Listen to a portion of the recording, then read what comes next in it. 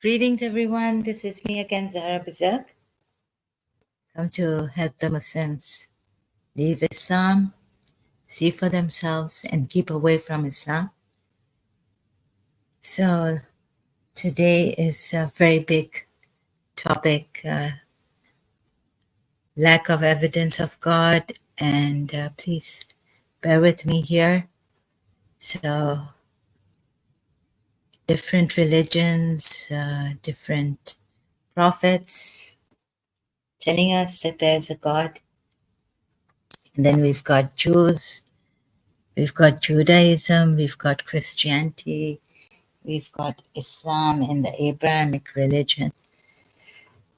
The Muslims also put themselves in this monotheistic Abrahamic religion. So that's why I'm saying this, the Abrahamic religion. We've got reasons why God sent prophets. And then the Christians say the Son of God came. All this, problems. Also, various religions. Buddhists, then we have the Hindu, Sanatan Dharma, and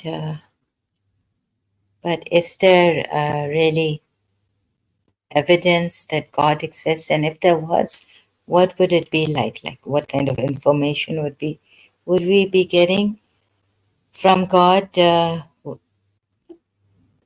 Something like what's the distance? How many planets are there between planets?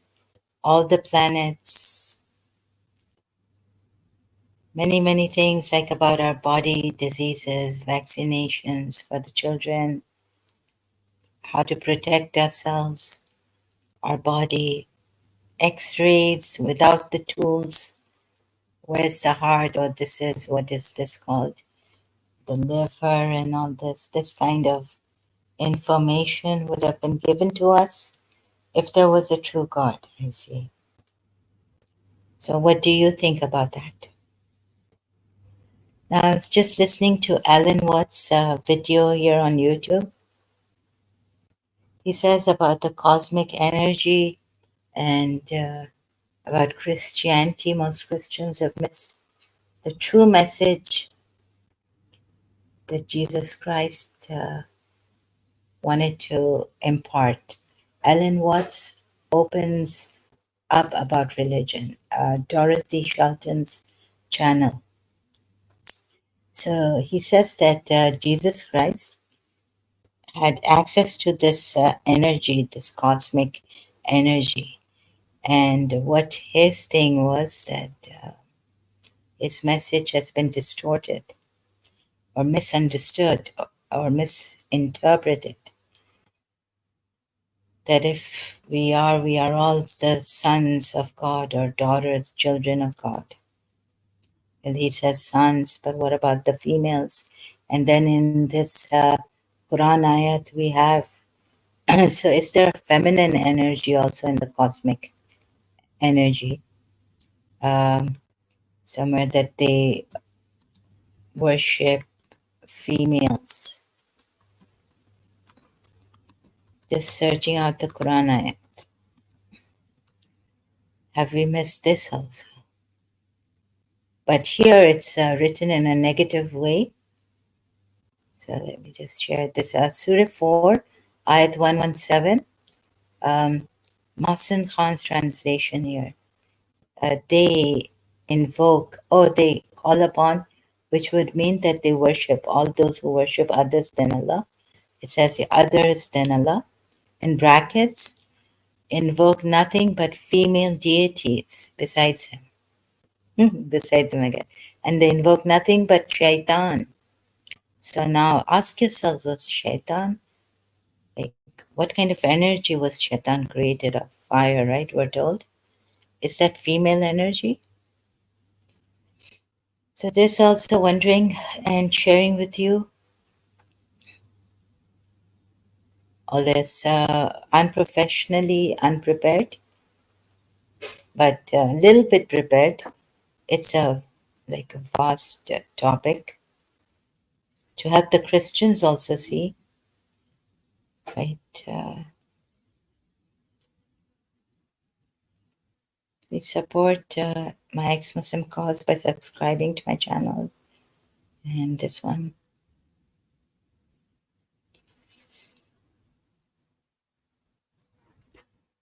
So now, also the like belief in God, were kind of forced to believe in God, and I'm sick and tired now of these rules that I have to follow.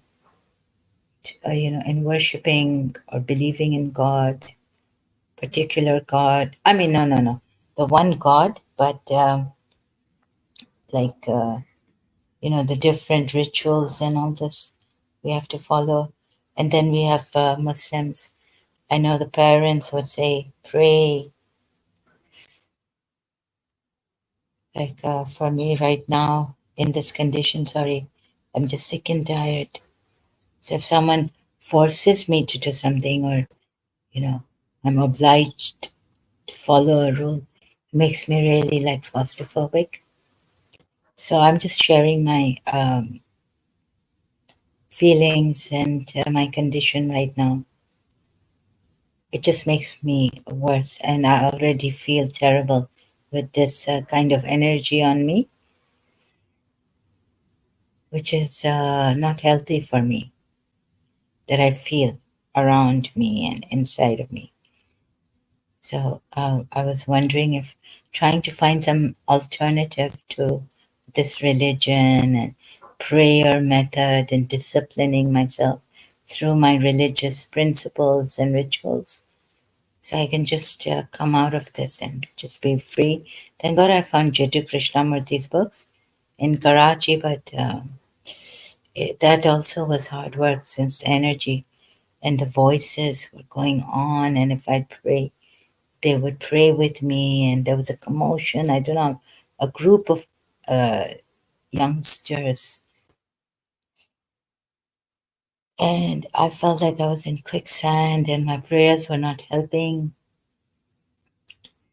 Like I was in this terrible energy, and then the works, like abuse and all this.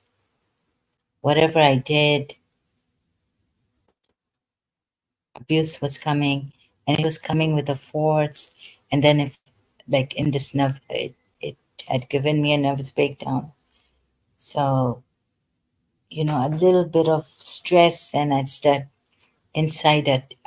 abusing.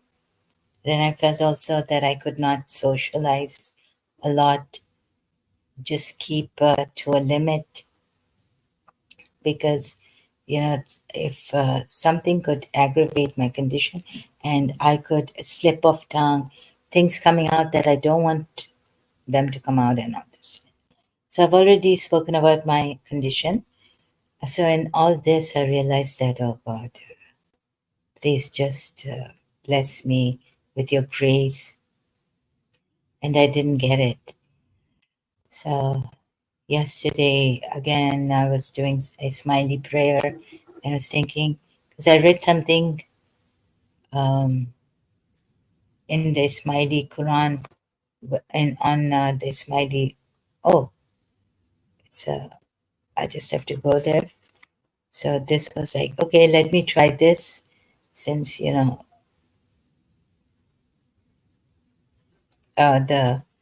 one from the Smileys has Empowering Family gave me this prayer. So, and I found this, and I was like, I could, oh, if this is true, God. So tonight, let it happen. And I tried to say the prayer so that I would 114. But there's no 114 here. Oh, so where did I go? Wait a minute. Jesus is the Word and the Spirit. Oh, I went to this. Let me just. Oh, I've closed the old tabs. Okay, Jesus is the Word and Spirit. So I don't have Spirit. Okay. Surah 4, right? I can't find. It's in Surah 4 or Al Imran? Oh, 171. Okay. 171. Oh, here it is. I found it. Not 114. Oh my God. So, okay, I thought of getting Fana. I felt that, His Highness Aga Khan has sent me this prayer, this name of this Isme Azam, and I could get Fana. So I was throwing up since I had something. I think deep fried things don't work for me because of my liver problem. And I threw up. I had to get up. Okay. So while saying these prayers and the prayer given to me by Empowering Family. So here we have, but I didn't disappear. I guess I have to keep praying more. It says but I haven't read the ayat, Surah 4, ayat 171. The study of the Quran, Surah 4, ayat 171, reveals that Hazrat Isa was the word of God, which was inspired in Hazrat Maryam, right? The relation between the Word and the soul is the Supreme Soul, which is the Holy Spirit, is hidden in the Supreme Name, Word. Oh, I got all excited. I said, okay, I'm going to pray. Ya Ali tu Raham kar, Ya Maula tu Fazal kar. This supreme name or the word was given to Hazrat Maryam, and it is in the sense that God breathed the Holy Spirit into her. God, come and breathe into me. The Holy Spirit, I saw that I won't do anything bad and I will heal. Healing is in this, right? Everything is in miracle, all this. Just as it's just a cosmic energy that Alan Watts talks about in his video. Oh, so what's more is question. Oh, this is question 29, Supreme Name. Question 19. According to verse 4171, this Masih, Isa, son of Maryam, was only a messenger of Allah, and his word which he conveyed unto Maryam, and the spirit from him. Please explain what is the word? Why is the spirit separate from the word? Can by the word be meant words? If so, can the spirit also mean spirit? Answer 19. Kalima or word means the supreme name, Ismi Azam, which is one in the beginning and which was given to Hazrat Maryam. Sorry, this fries has not, the fries I had yesterday, they haven't digested properly. They're coming out. I was given to Hazrat Maryam. By the Spirit is meant the Holy Spirit, Ruh al-Qudus. Here, Spirit is mentioned separately because it comes later as a result of ibadat, worship. So you see, first you have to do the worship, then the Spirit will come. But before doing worship of God, we need evidence. Anyways, I think Hazrat Maryam got it right, worship the true God or something. That after the result of ibadat, worship comes. Here, spirit is mentioned separately because it comes later as a result of ibadat. So you're given, and guess who gives? Ismail is very interesting. Say that the Imam gives. So who was the Imam? I wonder. who gave Bibi Maryam, Hazrat Maryam, the Isme Azam. Let's see. It will come here later, I think they'll tell us. Later, however, this word takes the form of the perfect words, words, and the great names and the spirit. For although it is one, yet it is also many. It's like Trinity or just, I don't know, I'm just guessing. Kalimat Allah, Isme Azam, supreme name. It is a fact that Hazrat Maryam's spirituality is the product of Isme Azam, the name of Allah, and is the great names of Allah, and is an example of the Hujjat. Hujjat, Hujjat is evidence. Hujjat. The Imam gave her Isme Azam, which Imam Hazrat Zakaria. So you see how important the Imam is also. So maybe she's coming from a family like in the Quran it says Zakaria, all this Jacob, from her descendants who are worshippers of believers of one God.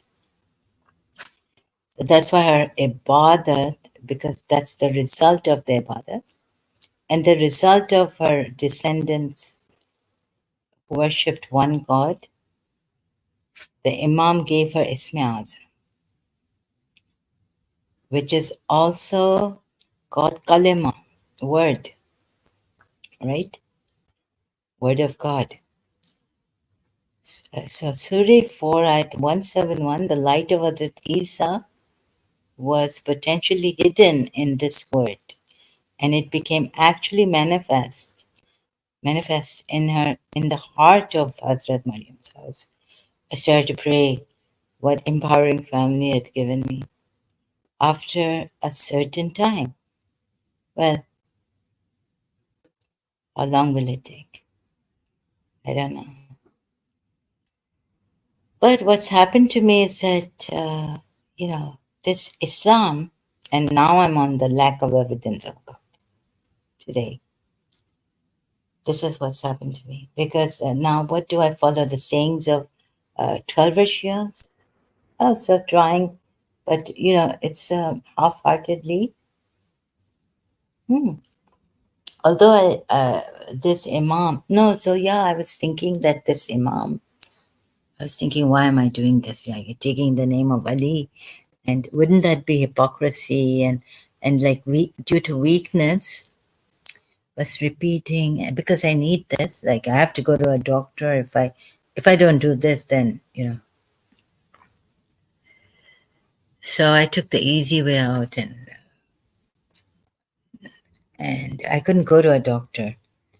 So and also like, oh my God, reading this, like let's see, try Bibi Mariam's way, you know. And the help recently, I've got the prayer I've got from Empowering Family. That means from the Ismaili. So could the Ismaili Imam, but he's given it to all. Like there's a video on it. This prayer, hope for the world. So in that video is this prayer, hope for the world by the Ismaili. It's a Ismaili video. So this, and then what happened to me is that, yeah. So why Ali? Why should I call on Ali? Right? This Imam, he's been very peaceful, very good.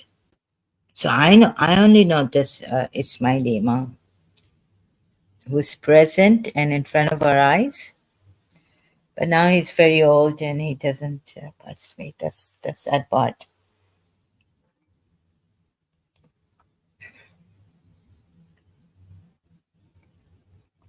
Just when I started to, I've like seeing him is something like walking, talking on in the videos. I was like, oh my God, I can't believe this is like, look at this. There will come a time and you could see Ismaili Imam.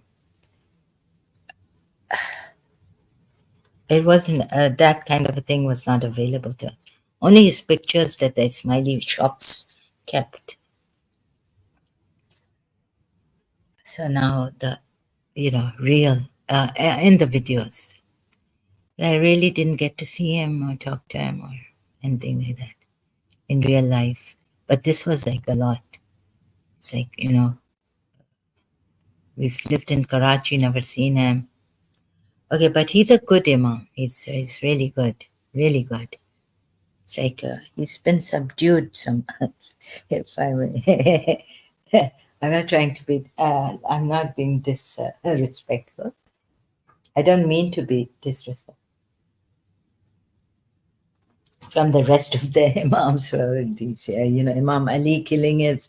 Remember, we've got this when I was showing you on Khaybar or Khandaq, Amr, the Jewish man. He said, Ali, I don't want to fight you because you and me and your father, me and your father were friends and all this. But Imam Ali says, I'll fight you because, because of the belief in one God.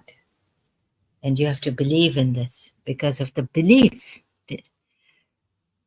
You can see in the multilingual Qurans, just that I can't remember in the commentary section where, or maybe in Surah Sabayat, I can go there and then the searching will take time. But let me just show you multilingual, multi, Shia multi. This is the, by now I hope you know, this is the 12 Shia. And then we saw the Mutta thing and, so many problems in one religion with one book, one God. And the problem of conveyance to, like Ellen Wood says, that also points to be. You can watch the Ellen Wood's video on this. They lied to us. But the title here is Lack. Oh, sorry. I'm looking at my live stream here. The title is Alan Watts opens up about religion. There's something in brackets here that I can't see because I haven't opened I'm just looking at the library, my library. Dorothy Shelton is the channel's name on YouTube. So, even the problem of conveyance, so he's explaining that Jesus Christ could have opened up to a cosmic energy. And then it got the Bible that's come to us, he says, is by the Catholic Church. And then he says that also communication problems that we have by these people also, are open to cosmic energies or energy, the cosmic energy. Communication problem. We might get it wrong if he says the sound of this is not good or the way, or even if the sound is good of this live stream, or however, through whatever medium I'm communicating, you could get the message wrong, misinterpreting it. And you can see in the Quran ayats, like there so much, difference of opinions, interpretations are there, translations, so many problems. And the mutta thing also, so many. Just one thing and it could go so wrong that your daughters or sisters or you could become a prostitute practicing mutta. But who is saying this? Your same Shia, maybe, the Ismailis will say, no, no, don't practice this. This was not given by those hadiths by Prophet Muhammad. The Shias have held on, 12 Shias, they're fabricated. Also, the problem of fabrication, interpolations. So many, many problems in one religion. This also. Now I know you something like, oh, you're going to tell me that oh, there's one thing in the Quran. That's right. The water, the saltish water and the sweet water. There's a barrier, and Quran talks about that. Bahrain. Oh, so yes, my father told me that Shaitan has such spiritual knowledge, right? Remember, he worshipped God for thousands of years or 1,000 years. And then God made Adam, and then he disobeyed the command of God. Shaitan, Iblis. Iblis was such an angel of God. So, point here was, coming to the point was that, oh, I forgot the point. Miscommunications. Iblis was such a good angel. I've not written notes on this. Remember, I'm not prepared for this. But whatever I can remember, just thinking a while ago before coming here. Oh, this is the topic I'm going to do today. Lack of evidence of God or for God. However, you may want to take it. And did you take it properly?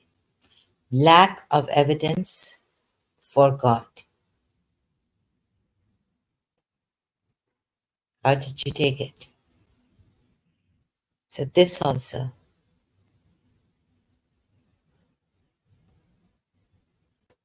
Creator. Now I've forgotten my point, so maybe later on I'll come back to it. And another thing is, last time someone here, I really cannot take it, and so I was thinking some good came because I've been chasing after goodness also. It's not been coming to me. Don't know how to, so I was saying, please help me, good people. How would you react? Someone here told me, a Pakistani ex-Muslim, that avoid these people. They're on the Western or videos. They come there, and you, of course, you're going to have Muslims come here, and I should be executed, killed. This also in our religion. My God, my previous religion, killing people just because they change their religion or they leave their religion. So now let me not miss the point here. So I was thinking, oh, I should do something like apostate. What's his name? Aladdin did. Like when I went there, are you Kashmiri? It's the first time, So then Abdullah Samir was there, and they said, apostate Aladdin said that someone here is causing this problem or some trouble, disturbance. So thanks to that memory, so instead of this recently they came and shut up, and instead of engaging with them, I should say, okay, please stop you're causing disturbance to me a lot here, or a little bit of this, or whatever I feel at that time, and I cannot take it since I said cooperate here. So I'm going to have to maybe time you out and give you a chance. It depends, or ban you.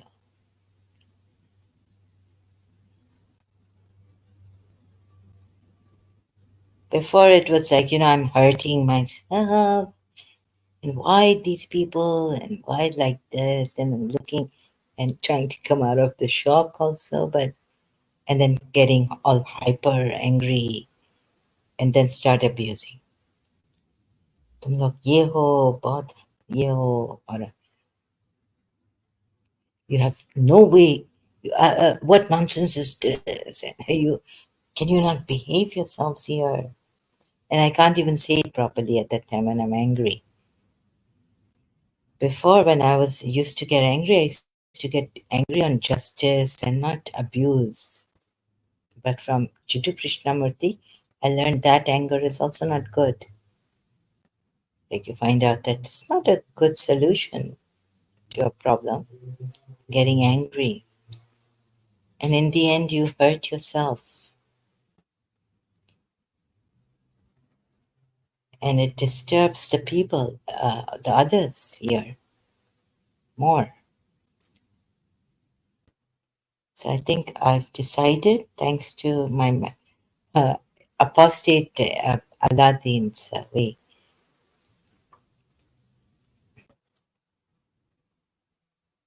instead of, what, like I was trying to think, why do I do this? Indulge with them. Some things, people have a choice here that they can get nasty, mean, rude, but that I don't have to allow them here on my live stream, at least. Because it disturbs it takes my concentration away. I can't ignore it here. So what I'll do is I'll say someone is causing disturbance here. First of all, this person came with such a, like, they come very deceptively, and then I've been betrayed, so traumatized. It was traumatizing, and not only that, but my enemy was not walking away. They wanted to hurt me. So I wanted to know, like, and also I wanted to know who is behind all this. So checking if it's a true ex-Muslim or a Pakistani Muslim or an Indian Muslim. Why can't we, or an Hindu doing this? Why can't we, have some policing or some, like, who to appeal to about my case also going out of hand. So if we could nip it in the bud, like even crime prevention of crimes in the world, start with your corner, simultaneously give an idea to the world, this and that. Okay. So in that, I was indulging, like, got angry at them, but start to abuse them, which I condemn.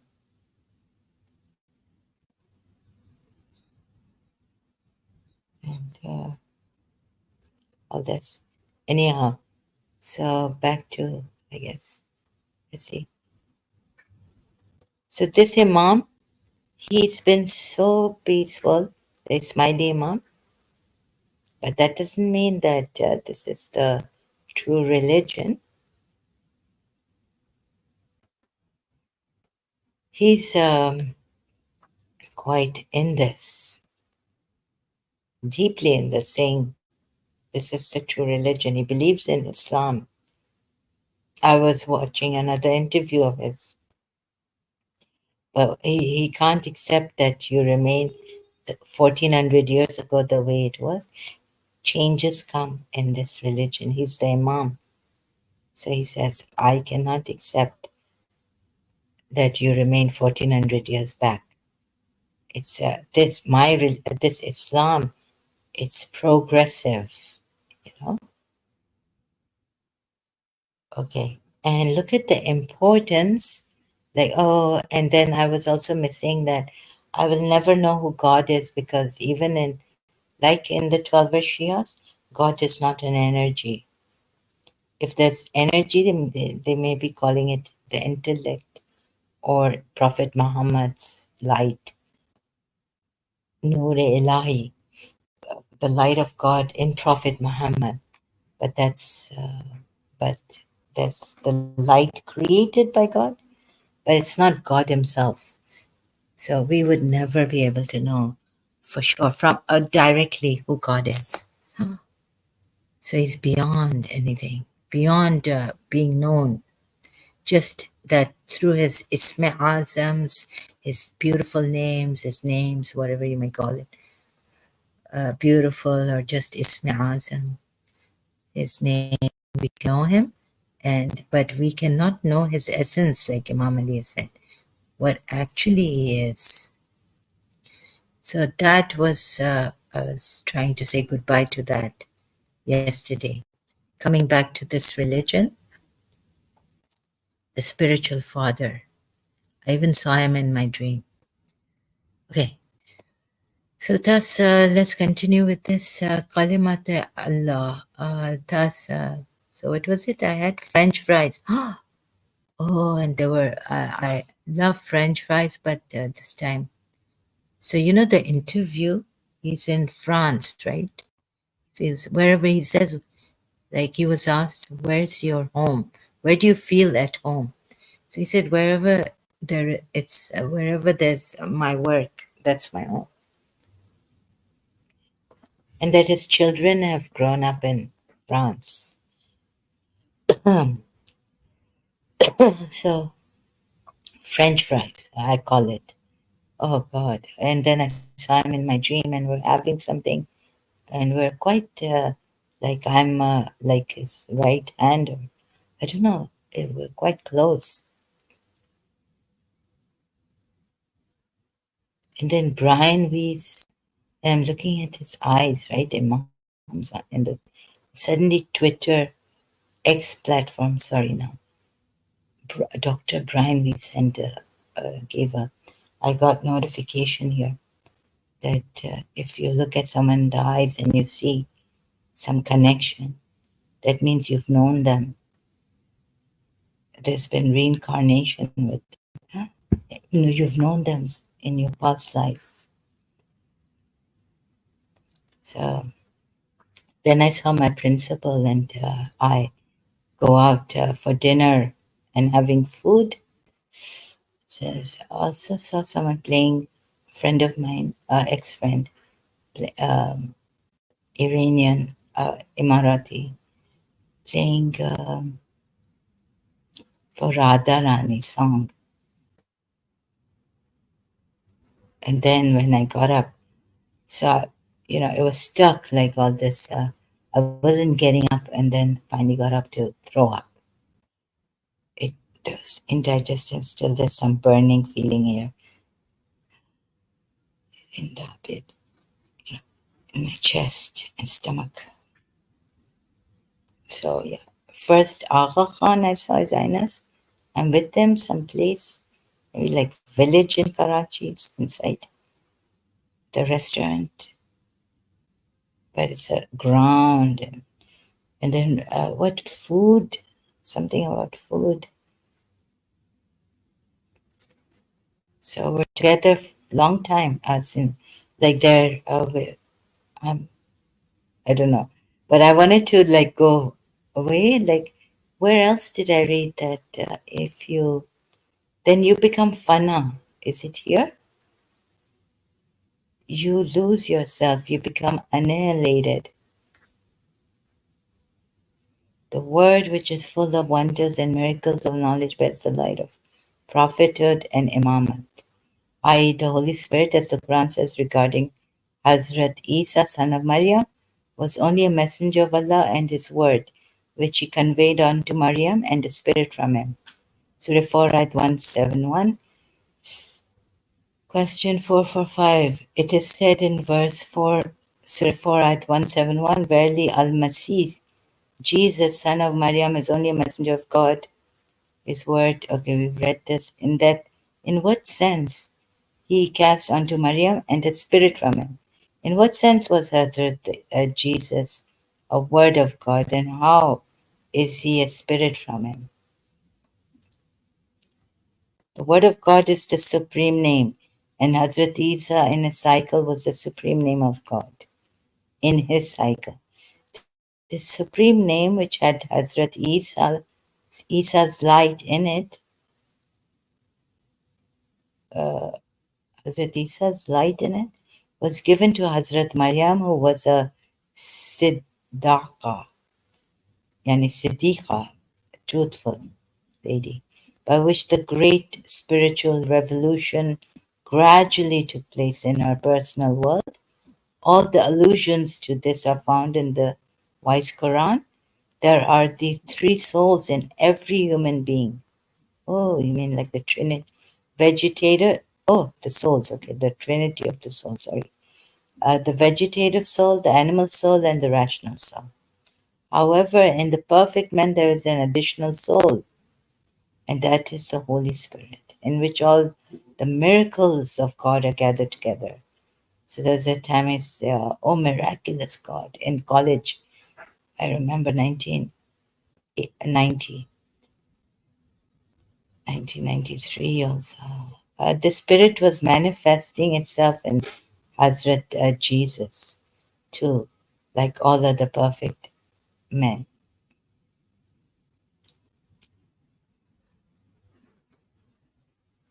What happens? So I was only a messenger, Spirit, and the Imam. You see, when in fact, the product of Ismail Azam, example of which the Imam gave her Ismail Azam, which is also called Kalima, the light of Hazrat Isa. It should be remembered that every prophet and every Imam is Kalimatullah, the Ismail Azam. If you are granted Ismail Azam, you should be very careful since potentially the Imam has come to your heart. So I was like, oh my God, empowering family, thank you. But now you have to become annihilated in him in this lifetime so that he may guide you actually. But so yesterday I was like, I'm going to keep saying this dua given to me by empowering family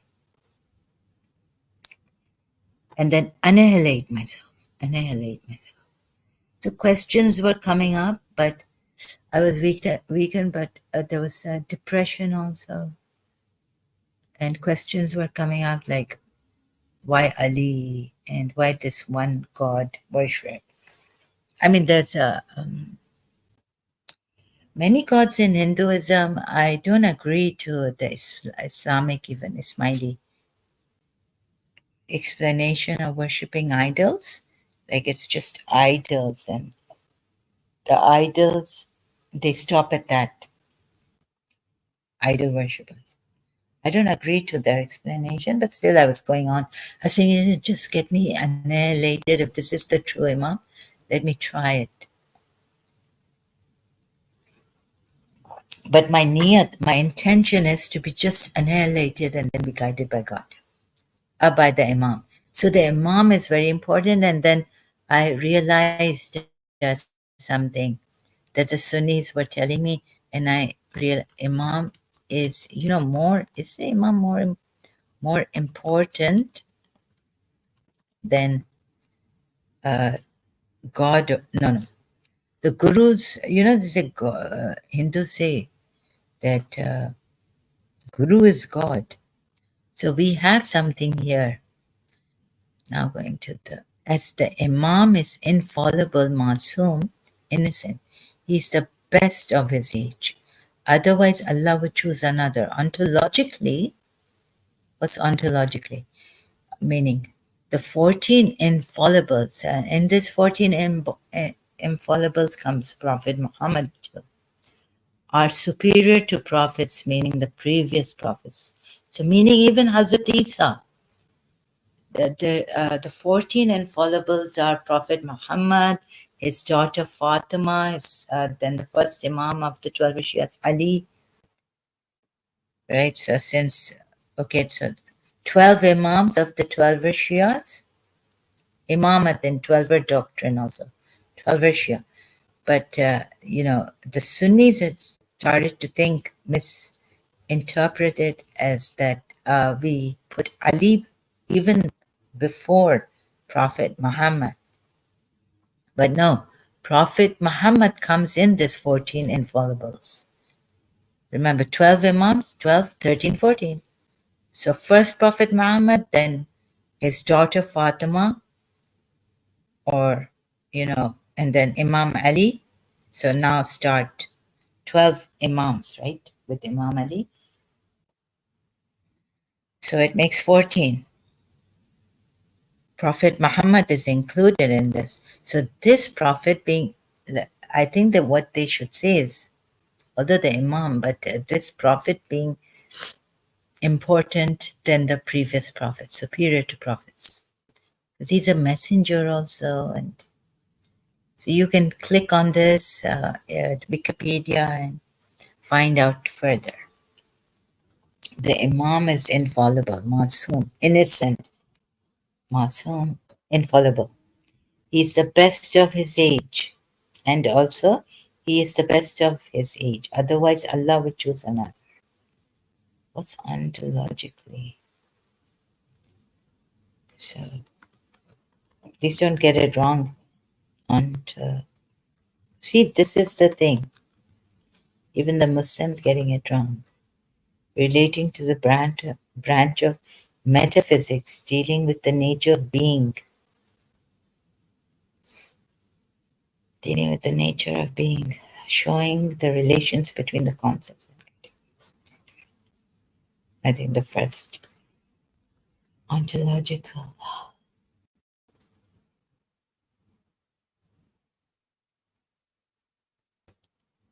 Okay, there could be, like I would show also in Jiddu Krishnamurti. No, sorry, Muji Baba. What could we show? Pure awareness, right? But then I started to think that I don't know the distance. Like information like this is not coming to me. So there's no, what is this? This could be our highest truth, but I cannot call it God, the creator, the all knowing. Otherwise, information would have come to me, right? How many planets are there? What's the situation? How were they created? Galaxies,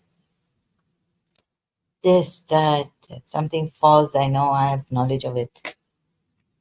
Even if a leaf falls, dust, because we were told this all knowing God, He knows everything, right? That's why it's all knowing, Allah. In the Quran, it's. So I wasn't getting information like this, and I'm not going to settle for less. So that's why, for me, my personal, if you have something, you can come here now and help, talk to me. I can send you an invitation. But the reason why I don't give invitation now, because there are people who come and they put, they show this graphic bad things. Or I have to be careful. Trolls coming. So if you come and you wish to talk to me, as I would wish also that you join me, I will send the invitation and you can click on the link I post here in the comment section. And if you have something to add or help or some other idea or some other way of telling us, or you disagree with it, please do it in a friendly, understanding, nice, kind manner.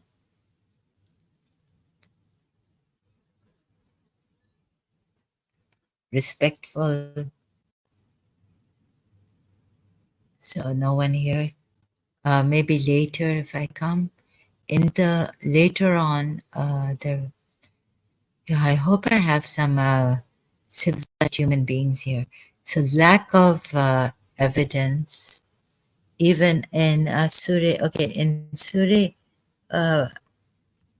Yusuf, Yusuf says that in his dream, how many planets are there? I forget. In this trauma, indeed, we have sent it down as an Arabic Quran that you might understand. We relate to you the best of stories and what we have revealed to you of this Quran, although you were before it among the unaware. So when was Prophet unaware? Shias. Maybe now I have to check if Ismailis have this ayat of These stories mention when Joseph said to his father, "Oh, my father, indeed I've seen in a dream," meaning seen. Indeed I saw Ra, right? In a vision or in a dream. 11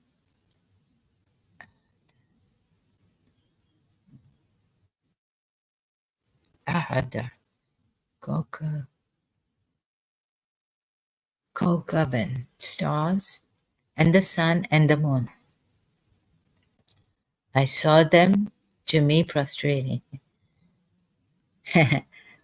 So I also saw in, no, I didn't see prostration or anything, but I saw in my dream two stars coming. I'm in my grandparents' house, entering the window, coming down, settled on the ground. दो सितारों का ज़मीं पे, oh, you know, there's an Indian song, sorry, excuse me. दो सितारों का ज़मीं पर. Acha, Lata Mangeshkar and Mohammed Rafi. I've forgotten the lyrics, full lyrics. It's in Devanagari. Translate English. Two stars are meeting on earth tonight. Two stars are meeting on earth tonight. The flame of hope smiles tonight. The flame of hope smiles tonight. Come, you have brought colors to my heart's passion tonight. The whole world sees the bride tonight. दो stars का ज़मीं पर है मिलन आज की रात. दो सितारों का ज़मीं पर है मिलन आज की रात. Tonight someone beautiful has come into your world. Someone has also brought the desire to see you. Break the curtain trend tonight. The flame of hope smiles tonight. दो सितारों का ज़मीं पर है मिलन आज की रात.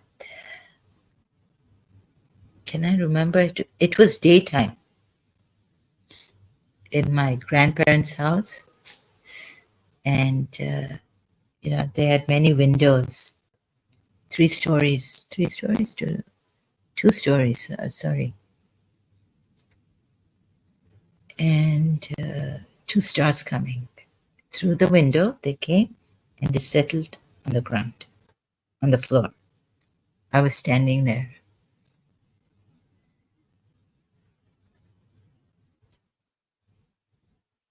The moon and stars lie in my path, and those whom you wanted to meet come. Come, come, come. Oh my God.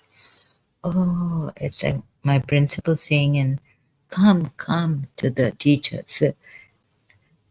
Come in the office to take a picture. She had her second reinstatement in college. The moon and stars, come, come, come. Really? I can't remember now. The Urdu Hindi song. Only those whom you wanted to meet come.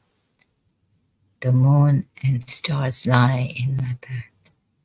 The sky kisses your feet tonight. The whole world sees the bride tonight.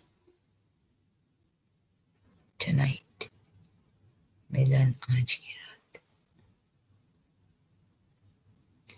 Okay, I don't want to compromise email again because these sites, I'm not sure, these Indian sites. Oh, I just saw that I haven't.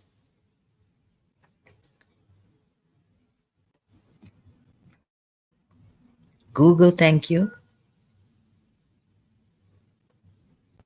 Lata Mangeshkar and Mohammed Rafi Saab.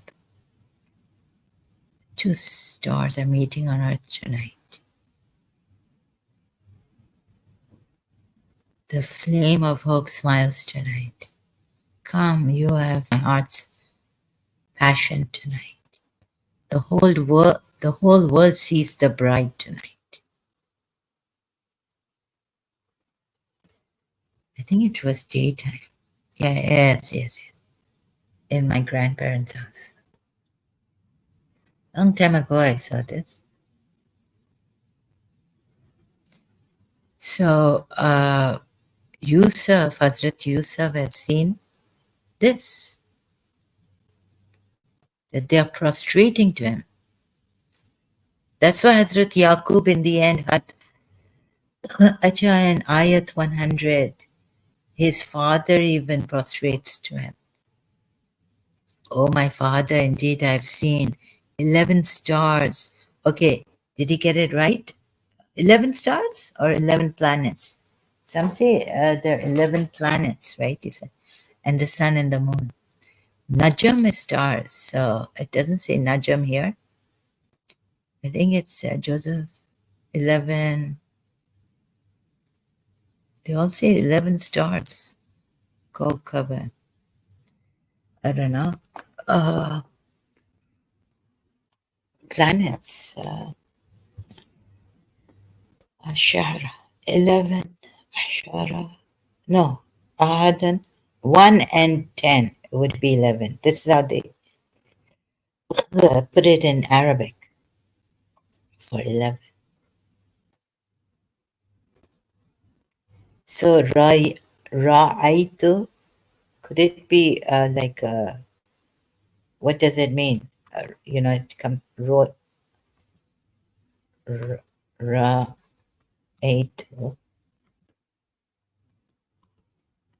Okay, I have to be slow, sorry. Oh, Quran Dictionary.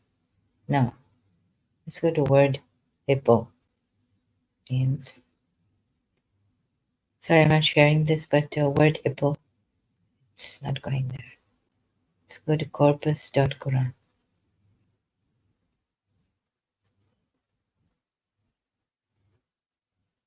They will seeing. Is this like in a vision? Roya, yeah, Roya. Oh, take a falling star and put it in your pocket. Never let it fade away.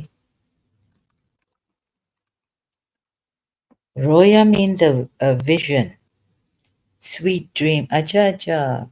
It also means a dream, a premonition, vision, fantasy. It comes from the Persian.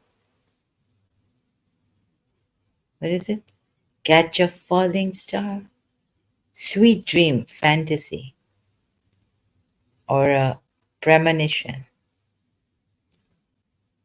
vision. Yeah, it's from this word. So then we go here.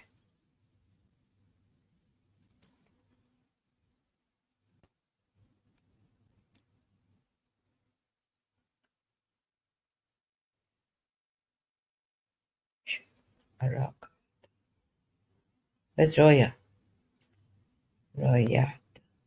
Roya. Okay.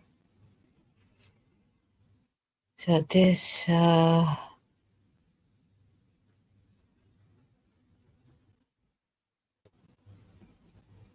but only like, we don't even know if it's 11. He means 11 stars or planets. Surah 12, Ayat 4. You see all this lack of evidence of God. Hello, Manjay brother. Link. Okay. I'd like to know first where you're from, and like if you could tell me at least Asian and the. Okay, I'll send you the link.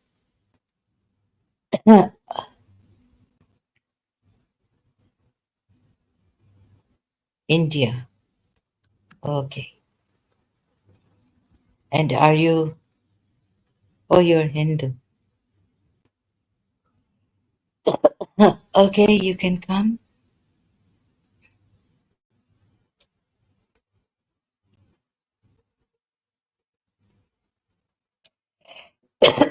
Excuse me.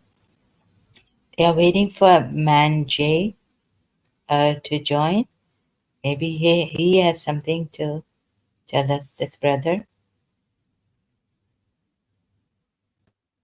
about lack of evidence of God. Oh, here he is as Shailesh again. Hello, greetings, brother Shailesh. Hello, sister.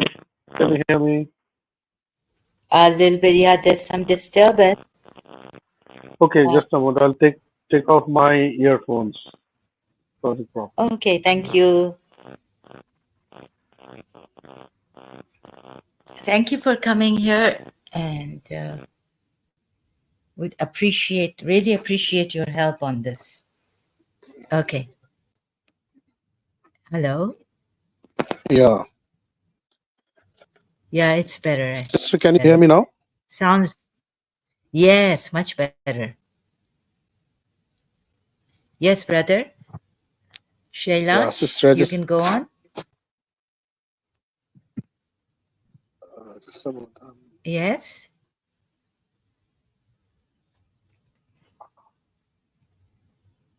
Um, what are you ready, Make some adjustments. Shailash? Yeah, just let me make some Oh, okay. adjustments. The Okay, waiting. volume is very low. Adjustments. It's Yeah. still not. Yeah. Yeah, I think you need to make some adjustments. Sorry about this. Having problems. So eager to hear Let me come about back again. Just a moment. on your. Okay. Okay. So would like to really hear what Shailash ji has to say about this lack of evidence of God. Maybe we can get more help from him. So a Hindu, maybe even we can have a Christian here. Hello again, welcome, Shailash ji. Can you unmute yourself, please? Yeah, thank you, Zara ji. How are you? Okay, not that well, but thank you so much for asking. And how are you doing? Hope you're doing great. I'm doing well. I'm doing well. Okay, that's great. Good to know that. So please go ahead about the lack of evidence of God. Lack of evidence of God. Yes. Well, I would like to bring your attention to some of the evidence, some very Okay, strange sure. phenomenon which Uh-huh. exist and which has also been documented right now. And a number of testimonies are there on the YouTube as well. And there have been some organizations which have done the background studies. So I see. what I want to talk about is called remembrance, I see. which means Interesting. remembrance of past lives. Okay. We have Yeah, evidence. reincarnation. No, I'm not talking Yeah. about reincarnation. I'm just going to evidence. What does the evidence talk about? What does it indicate? But isn't this isn't this reincarnation, right? To make it clear. Or is this Well, incarnation? we'll Past just talk lives. about no, we'll just talk about the testimonies. What the testimonies say. Then we'll try to look Huh. into what will be the explanation for that. Okay. So How long there will is a that very take? interesting. Okay. Well, I can't. And how many testimonies? Okay. There are numerous, We can't say. Okay. numerous. I'll tell you. Innumerable. They are numerous. Okay. There must be around Uh-huh. 1,000 to 1,500 testimonies.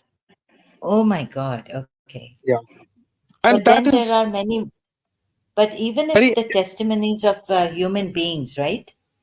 But then there are so yeah. many Muslims, billions, millions of Muslims, and for so many years. So, how can we rely on man's alone, man's testimony on reincarnation or something like this? Past lives, Well, as you put it, remembrance of past lives. Uh, exactly. Now the question is right? that We can, whether they are verifiable or not. Can we verify yes, them? yes, can All we right. verify them? Can we Yes, verify that's them? one question.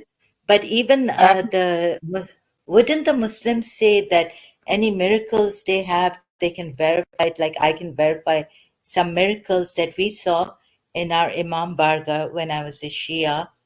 I mm, know, I mean, I can, water coming, water being sprinkled on us. So I've been a witness, first-hand witness of those miracles in no, my Imam Barga, right? that's a separate. And That it should be verifiable.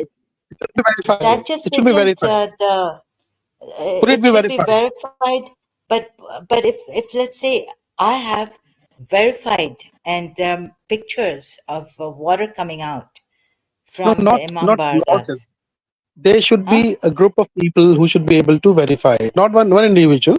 I mean, I can have hallucinations that I'm sitting and doing something at some No, place, no, it's not but just whether other person can. one. No, no, it's not once. Please listen to me. Shailash Bhai, brother, it's like, let me show you Imam Barga, water. It's not only my this thing, many people saw it. It's a miracle that, let's say, Christians will say, we saw, for example, a group of people have seen this. It's not just my witness. It's not just me. Is it documented, and has it been Oh, verified let by me, other okay, individuals who do yes, not yes, believe yes, in that? yes. No, not believing in So it. could you share Well, there that? were Sunnis. Okay, wait a minute. Let me see if I can find it. At that time, it was verified. It was even tested that my mother's relative, they didn't use any pipes or anything. It was a miracle in the Bara Imam Barga. Now, you see, if I verify it and tell you, people will know where I'm coming from. So um, it's a personal, they'll know, you know what I mean. No, that's I fine. was No, I thinking, see, the thing is that just, it hmm. should be verified by people who do not have the same, who do not believe in such miracles. Yes, there I was mean, a the best would person, I was told there was a person who doubted this. He was pushed back, this energy in the Imam be. Barga. He doubted it and he was climbing on the steps of No, the member, our that's all member. hearsay. And He told me that. no, no, She told me that. but we actually saw they were putting like plastic bags there on the alam to because the water was coming from the alams. They had to put plastic bags. People took plastic bags, took full of water, miracle water from the alams back home. Okay, it's not No, I mean, documented. that's It's not important. documented. But It's important. it's what only There are documentation magicians is important. who can make. There are I can show magicians who can you. do such. Who can show some miracles. Such miracles. There are magicians. So We these have people seen who are telling you about the maybe they have some magic in them or something, right? Maybe they magicians are have there. their It could also be a mental. It yes, could be an illusion, visual illusion. It could be some contraption, some system through which yeah, water can be because can be yeah, shown to flow. Things like that happen. no, no, Magicians no, do that. no. And I mother's he would never Sadiq Georgia would never do something like this. We would never do something like this on in our Imam Baraka, like magic or something. Do you understand? It was my mother's no, uncles. They were no, the there are caretakers. no. It has to Please, be verified. So the question is that unless and until those You evidences are pressing are on this that it has to be verified. It was verified correct, then, who Imam verified it? Barga. Huh? Who verified? Who verified it? Many, many people, No, water coming there. not like that. Zahraji, it's not like that. He did that, she did that. I was told. It's all No, not heresy. It's not no. hearsay. The story of Bara Imam Barga. Oh, no. Wait a minute. You can check Bara Imam. We have some people may still have, but it's like pictures of this. They used to tie plastic bags there. I don't know. Like, how can you say that it's not verified? In what way? Like scientists have to come and verify it? Some people who knows how tricks are done, magic tricks are done, and how even when you examine it, you cannot explain it even Who using a can do magic the trick. magic? Who can do magic Magicians tricks? know that. Magicians know, they know But how there to were no mix up chemicals. magicians there. There are no magicians there. Arey Baba, Zehra ji, these all these sheikhs and all these people, they knew how to mix up chemicals and create certain water, or create fire. They were all doing it. They knew about it. So it's not that No, no. it's easy How to can fool you say that they common knew people. magic? No, no. How can you say they knew magic? It's Yes, on since tape. time, people know how to create fire Okay, just by okay, okay, mixing okay. up a few Wait a chemical minute. powder. Lady of Fatima appearing to children. And when was it that Lady of Fatima uh, that she said that I'm going to appear, or Lady of Morjuk, or Lady of which one was it? The other one. When many Christians saw her appear, her apparition, huh? Where was it? A lady Where was it? A Lady of Fatima, many people, I'm just thinking, saw her appear, right? Her apparition. Do you know about Where was it? this? No, there people It keep was on in watching Portugal. the apparitions. Apparitions that people see all the time. Apparitions, many Yeah, people seeing, yeah. Many many people people see at that from once, different many cultures, people. from No, no, different a group cultures, of even people. tribal. Oh, a group of people. Yeah, So yeah. then, Group of people see that. uh, See that. and They see that. And a most of the lady, time, it turns out to be some sort of a visual illusion, in the sense that group of light people. is yes. I mean, you can see, I can have a holographic, a whole movie right in front of a group of people, and they would not understand how where it is coming from. Oh, okay. So what kind of evidence are you talking about then? About the Something. past lives? So I'm talking about evidences, like there is a documentary by Mm-hmm. on T2 Singh, the reincarnation of On T2 Singh. It was by the BBC. Oh, okay. Is it on YouTube? It's on YouTube. It This was a It's just documentary one almost. person? No, it's one Uh, person. A yeah, one person. person only. He was, Well, yeah, one his person. soul can be lying to him. He may be, carnation. I know what you're Why don't you talking go about. You through it? see this? Okay, Please but go what through is it. it? Understand. It's No, it's a I've been it's a to, man. I've been through, even I wanted to believe in this, but I can't. Because the thing is that it's only on the basis of what the person is telling you, and science hasn't proven the No, it is transmigration verified. of It the was soul. verified. No, Zaraji, no, try to it understand may be. what I'm trying to say. I'm Okay, saying, if what I is say the, sorry, okay. Okay, let this, me see this documentary. Science has this is the never boy. verified No, something. no, it's verified. It happens. It keeps on happening in India very often. There are small Yes, kids. it There are may small happen in boys. India. I know Zaraji, what you're talking about. listen to me. Listen. No, Okay, you are sorry, keeping your sorry. mind Okay, okay. shut. Don't shut your I'm sorry, mind. sorry. Don't shut your Okay. mouth. I know. Because it strikes the very basis of your belief. that there can be No, people no, who can come no. back to I know life. what you're saying. I know because I also wanted to verify my reincarnation. It's not that It can be I'm done. saying I know and I'm Now trying to shut you down. making You it. tried to shut me down, but I'm not doing the same thing to you. I said it's been verified by a group of people at that time when the water was coming, and people came and saw that there was no magic or anything. It was truly on faith, a miracle. It was a miracle. Why would you want to shut me down by saying you think it was magic? It is your own opinion. Maybe it wasn't magic at that time, or you just try to, No, say who that are the what people? you I'm think. saying, what is the source? I'm saying, what is Huh? source? What is the Source is, source? what is my source? Meaning? The Imam Barga and its people and the Who are ones the who people who used verified to it? come. It was done for months. It was there 6 months or what? 1 month. The reason it's in Karadar. It was Bara Imam Barga Karadar. Bara Imam Where is Barga that? Karadar, 1970s or 1980s.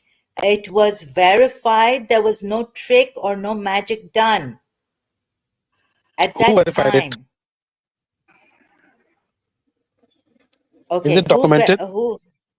It's if it's not documented, you mean it's not true? No, no. Then Are you the saying? credibility is definitely, is suspect. But it was at that time. Oh, wait a minute, wait a minute. Let me see if I can find out about Bara Imam Barga, Imam Barga Karadar. Water, if it's there's some old relative of my mother or someone relative of my mother has documented, put it on YouTube. There are many miracles happening, but they're not put on YouTube. You can understand why, right? Huh? Why it should not be put on YouTube? It should be put on YouTube. Let everyone see. That's the No, biggest because ground at for. that I mean, time, biggest in proof in that there. 1980s, in 1980s, we didn't have YouTube and all this. Well, that's all right, but you had other sources of recording things. Like Pictures, camera we was had there in pictures. 1980s. Pictures Yes, were there. yes, there were Videos were there there. was Videos were movie there. camera, but you don't have to put it on the YouTube. You don't have to put it on the YouTube for it to be verified. Brother, you're Why unnecessarily don't you? Why don't you? saying because those people Nothing didn't unnecessary. want to show off. It's something that was verified, but they don't want to show off on YouTube. Why? I mean, if you have evidence for the proof of miracles and God, We you don't should be have doing a tabligh evidence of it, telling anymore. everyone, We ki dekho, don't dekho, dekho, no, God no, exists. we're not That's tablighi. fine. We're Shias. We're 12 Shias. We don't advertise so much. Some people don't ever advertise. They don't need to advertise about this. You don't do tabligh. You No, don't do we dawah. don't do tabligh. No, you're unnecessarily now assuming things about 12 Shias. Okay. Shias don't do dawah. Not all of them. That's No, what I'm saying. They do dawah. They no, they fight with don't. Sunnis a lot. No, they don't fight with Sunnis. Yeah, like munaras. I'm talking about the arguments. No, they don't fight. We have dialogues. Pakistan, whatever that Stop means. lying. Stop lying What? against Shias now. There has been Oh, now, you're lying. You're giving false they have information. arguments. They don't They have fight. arguments. They fight. They didn't, Iran and they Iraq don't, fought for 10 excuse years. me, Iran and Iraq who's, fought for who, 10 years. They who killed started the millions. war? Who started the Whatever it war? is, Whatever whatever it what? is, Shia Sunni, Was it on Lucknow, religion? we keep on Was it having, on religion? in Was Lucknow, it we on keep on having religion? such riots on religion. No, it wasn't. It starts with contest, but it ends up being a religious war only. It started with what? Whatever it starts Don't with. now What? you're And assuming things. You're assuming things. I have to, please, I have to mute you if you talk over me now. how are you You're not ex-Muslim if you're still defending the Shias? I'm surprised. Zara ji. I'm defending the truth, what their No, but position is. Okay, so how you're can going to you be call it?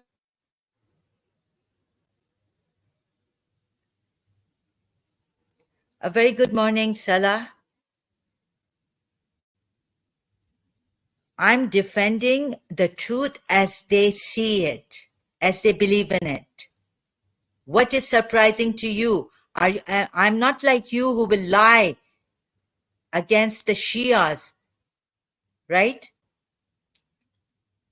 This is what's surprising to you, that you will lie, you will get carried away and lie against what they, even what they do or what they believe in, what the position is. I don't lie against the Shia position. I don't lie against the Quran ayats. So it's very surprising for me to see you're telling me that I'm not defending the Shias because I believe in Shia Islam. I know where they come from.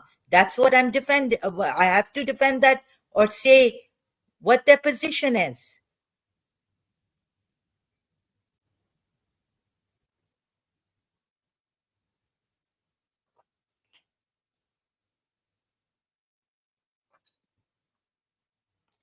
Couldn't find an honest person. Again, in Hindus, excuse me, if I show the position of the Shias, you would say I'm defending them, and this means that you want me to lie against the Shia position. Such a dishonest man.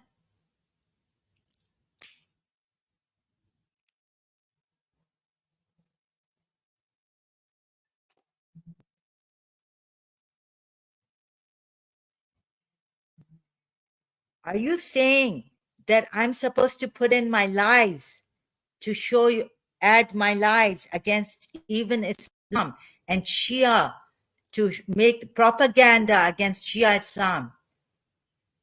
I'm not that kind of a person and will never be. So stop telling me. Sorry if you're going to tell me that it's surprising I'm defending the Shia. I know the Shia position. I've been a Shia.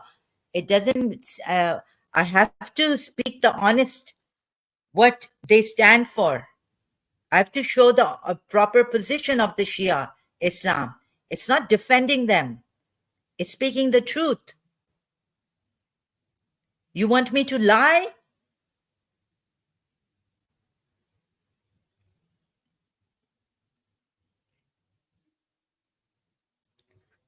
Reincarnation doesn't have to be proving that God exists, anyways.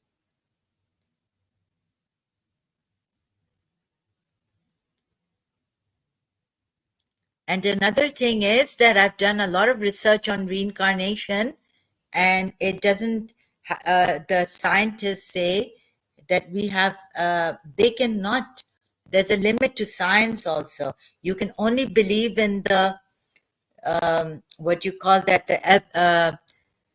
the person's alimony, what they say, and you can verify it by they say that, oh, I was a pilot, and then you find a pilot at that time, that year, before even his birth, before, and no connection of the father or any of the relatives, past relatives even, with that pilot in America or somewhere.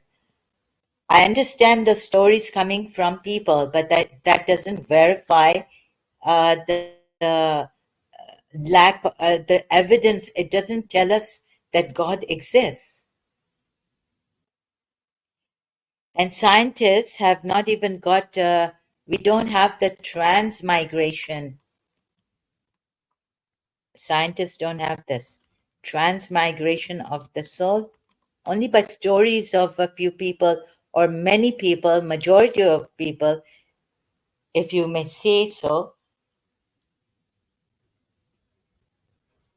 or under hypnosis, even coming to a reincarnation, a past life, doesn't prove the existence of God. Sorry. It may prove something that about reincarnation, but it doesn't prove the existence of God. Transmigration of the soul, scientists, there's no proof of this. No proof. Just that the stories,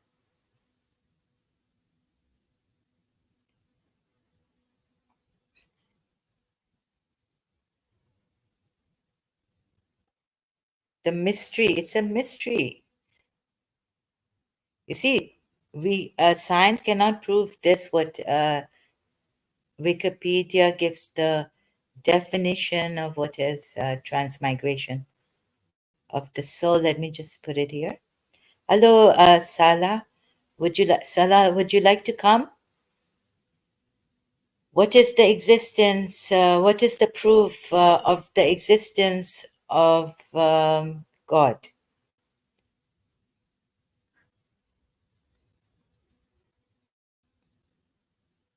Would you like to join, or would you like to just comment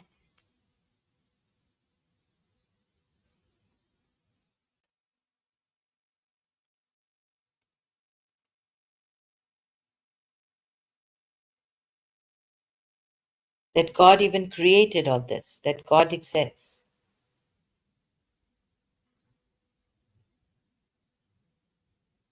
Lack of evidence of God's existence. Okay.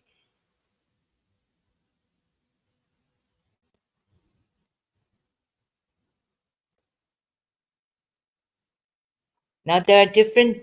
How did God create all this? Do we find different stories in different holy scriptures, even in the Abrahamic scriptures? Can we find something and then experiment? God has given us that experiment here, like making volcanoes. How I created things. Can we even experiment that?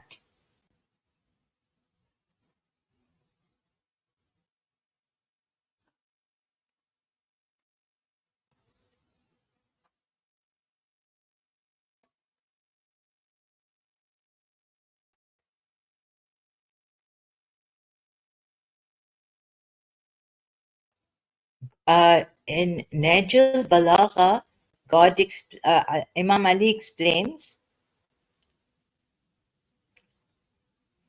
how God created. Is it the same in the Bible?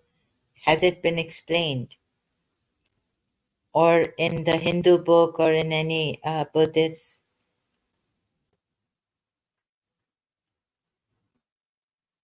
Okay, like for example, this brother Shailash ji was saying there's evidence for reincarnation, but scientifically there's lack of there's no evidence on this. No evidence that they could any tool could make them see that the term transmigration means the passing of a soul from one body to another after death. Though no direct evidence of this has been found. You see, this is what I meant. And when I'm telling him this means reincarnation, he was saying, no, no, no.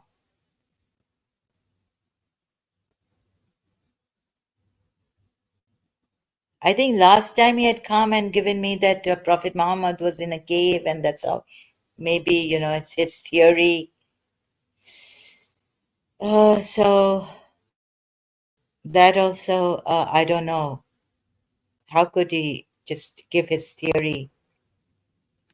without evidence. Now, this reincarnation, uh, through people's stories, we can say, and what they verify, and what then we verify through that, that, oh, yes, there's a person who existed, and this child of mine is saying that I was this, and we had no idea, we had no way of knowing that that person existed, the one the child is talking about. I was this person.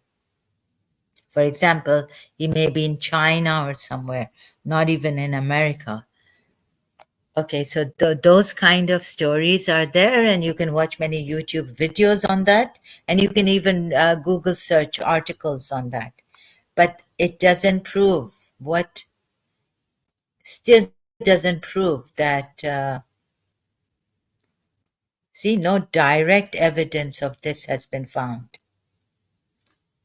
Transmigration, passing of a soul from one body to another after death. So this, no, so finish, right? Now let's go back to the lack of evidence for God. Salah is Muslim. Can you tell us, Muslim? Can you help us? What is, how do you see the evidence of God? Shouldn't it be proven scientifically even? And the book should have given us how to heal our bodies when they're sick. Uh, this is the energy, like the qi gong. From the qi gong, we get Master Chu Niling saying that whether you believe in it or not, if you do these certain exercises, you can cure yourself. Qi, the qi will work in you, or showing you that this is where your liver is, this is what this part, or if not naming it, even naming it is good, because God taught Adam names, certain names. So in Arabic also, naming of the bodily parts and how to cure them if a certain disease comes. God should have known all this, all-knowing God, and should have given us this also. To the believers at least.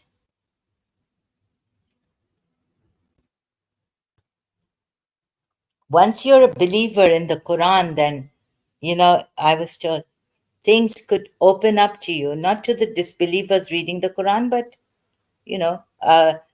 I wouldn't even say that way. Like God should have said, since God said, I'm the all knowing, and I've sent you signs in yourselves and in the horizons, and you will believe in them.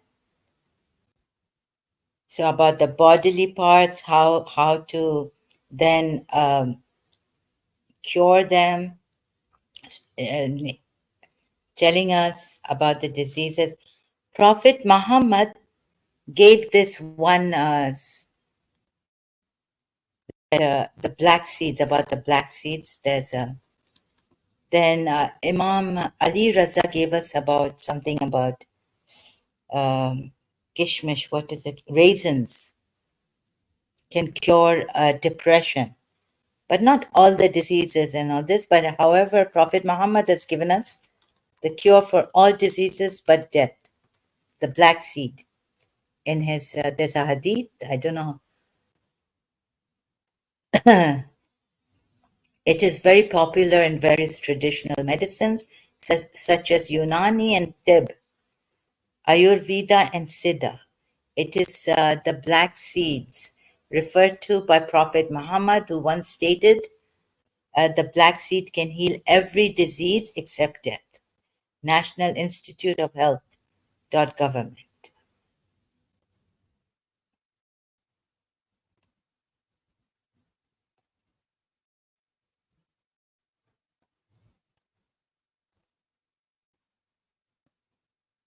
And that his urine can cure a bad stomach. I think something like this.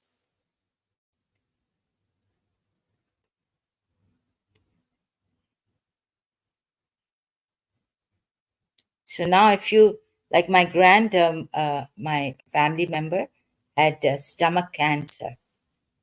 This could not cure her. My other family member had breast cancer. It could not cure her. This has not been proven to cure cancer.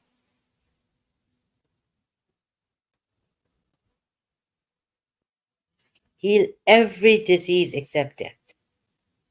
Although here we have National Institute of Health saying from the government. Oh my goodness. Now, this doesn't cure, like if the child um, has chicken pox. Scientists have given us, medical science has given us vaccinations. If you, before you, measles, it doesn't cure mumps, it doesn't cure any cataract in your eyes, God forbid, in the eyes. Or if you have cataract or certain, a lot of diseases, it's not been proven to cure. I don't know why the National Institute would say this and put it like this.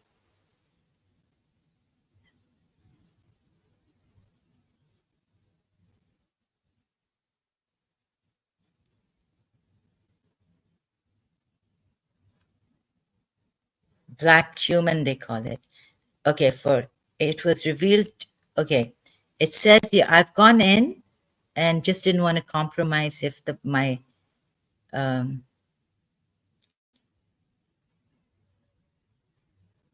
but my grand aunt was you know she used to put this in the achar, the chili, what do you call it, pickles, very tasty pickles. These black seeds, I think they were in the some pickles. It was revealed that the crude oil of N sativa has chemopreventive potential to cancer cells. Different extract. That's what it's saying. Cancer, diabetes, hypolipidemic, and hyperpigmentary rheumatoid arthritis. I have it right in my drawer, kitchen drawer. Olives, what? Heart diseases, cancer, grapes. Do you have to mix it or what? I don't see. No, it hasn't been proven. I have had to take ginger.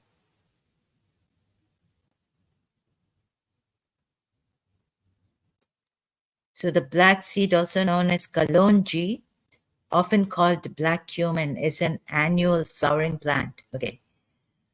Uh, it is widely used medicinal plant throughout the world.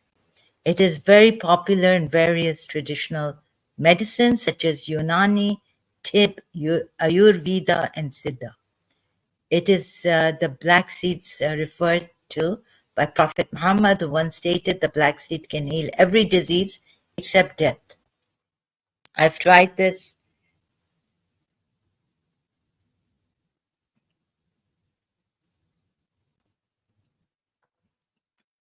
It should be so powerful that it could cure.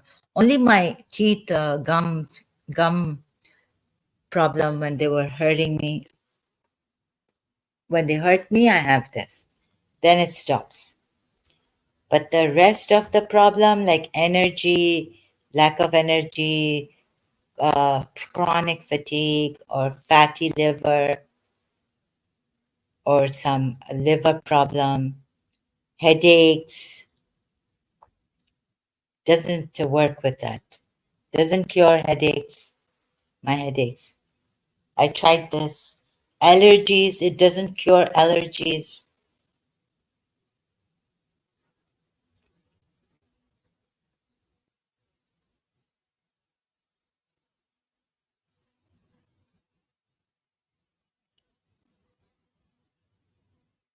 So, lack of evidence of God's existence. How can reincarnation prove? It can prove. It can kind of. You can go here and there and get stories and realize that there were past lives, and then some quantum physics person had come here and said it's not God. There's this energy. They said that's not God. There could, I mean, it gives, like, there could be reincarnation. You could be coming back, you know, in this cycle of life, but this doesn't mean this energy is God. You can nowhere call it God energy. Sala, what do you have to say? You're quite quiet in this.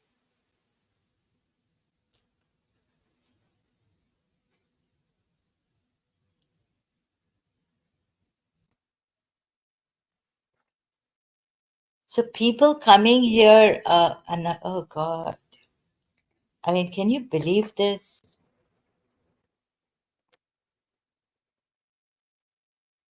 You mean to say that since I'm an ex-Muslim, I should only be bashing, even if it's like lies? You see, there are certain things, there are certain good things in Shia Islam, or in their way, it is good. Like, I don't know whether it's good or bad, but they don't fight Sunnis. They don't go arguing. Peshawar Nights, look at this. So I know that they don't. Now, should I be saying yes, yes, yeah? Should I be lying? Do you expect me to lie? Just to prove that Shia Islam is so bad that I should lie? Like the Muslims come here, some of them being dishonest, and I tell them not to be dishonest. Lying to make them look more bad? I will not lie.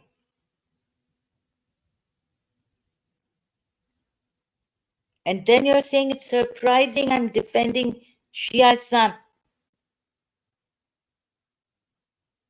Peshawar Nights. This is how we were told when we do our research as a Shia. I know this. We're not supposed to bring our feelings. Like if we feel angry or something when we're talking to, we're having, that's why I say I'm not qualified to be in the debate, because I'm not a debater and I'm not qualified to be a debater. I haven't uh, studied how to debate. I haven't even. So can I say that I'm qualified as a debater, or even as a professional debater? Although I don't allow debates.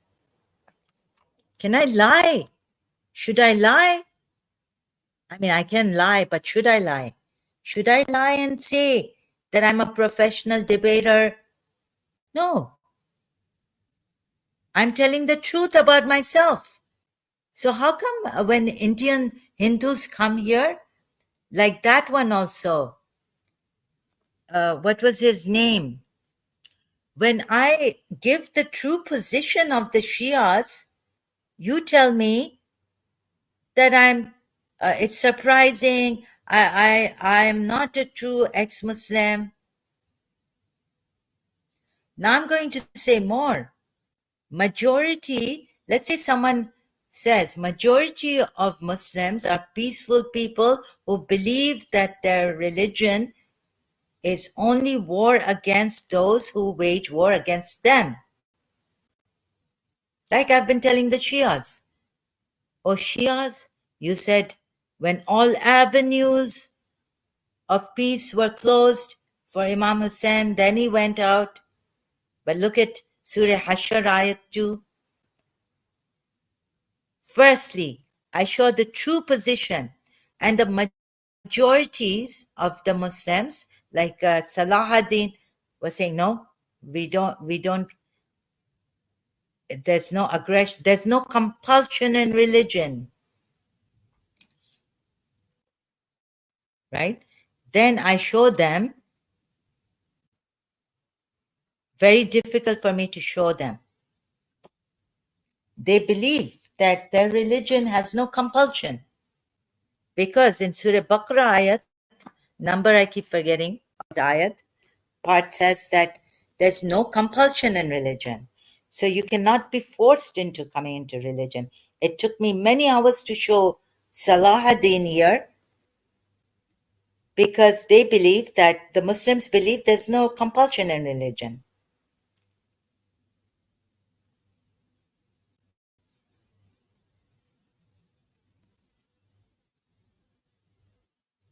Majority and of the Muslims may believe that our religion is peaceful. Majority of Muslims, moderate Muslims, believe that our religion is peaceful. Islam is a peaceful religion. Then I have to show them through the Quran ayats but I can't say that the majority doesn't believe that Islam is peaceful.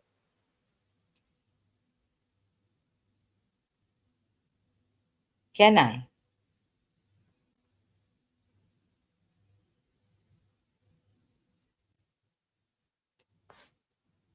Lack of evidence of God's existence.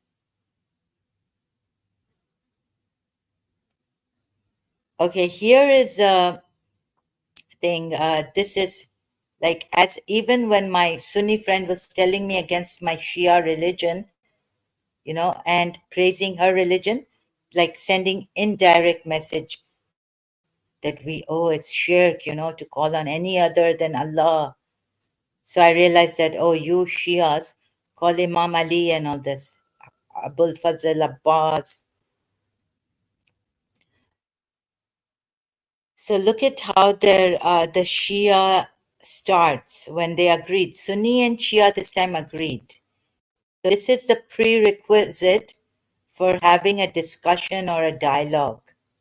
The Ahlul Bayt team wishes to inform the reader of some important points regarding the digitized text. Represents the English translation. Okay, next, translator's preface. You have to be an eligible religious scholar, first of all. Recently, the non Muslim world has forcibly learned that Islam is divided into two sects, Shias and Sunnis. But there is little material in language other than Arabic and Persian on the Shias' side of the issue. That real understanding is all but impossible. This is the consequence of the historical accident that Western contact with Islam was almost entirely with Sunni communities. Saudi Arabia, Egypt, Ottoman Turkey, most of Muslim India, etc. The present work corrects this imbalance in the most extraordinary way. For the case of Shiite, Islam is argued and supported virtually entirely from orthodox Sunni sources. The political, all this they have to write. In fact, it is shown here that the most authoritative source for the interpreting of the message of the Prophet Muhammad was his cousin and son-in-law, Ali ibn Abu Talib, and the 11 other, okay. Where's the prerequisite of how to do a debate? Or is this a debate or a dialogue?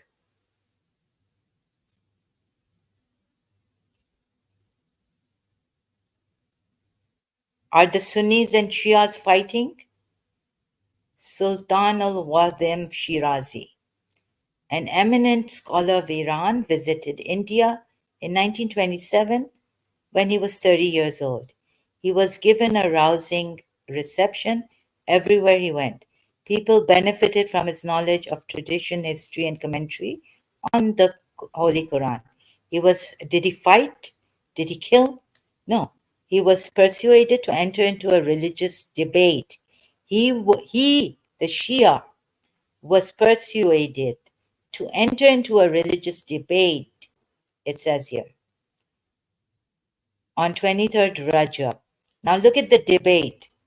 Seems like a dialogue, not a debate, with people of another belief in Peshawar, in what was then India and is today Pakistan.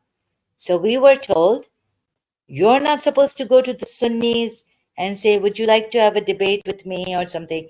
You're not supposed to be aggressive. You're not supposed to ask them questions.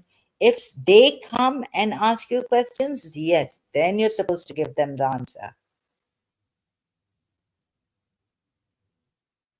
In what was then India and is today Pakistan, the discussion took place on 10 successive nights.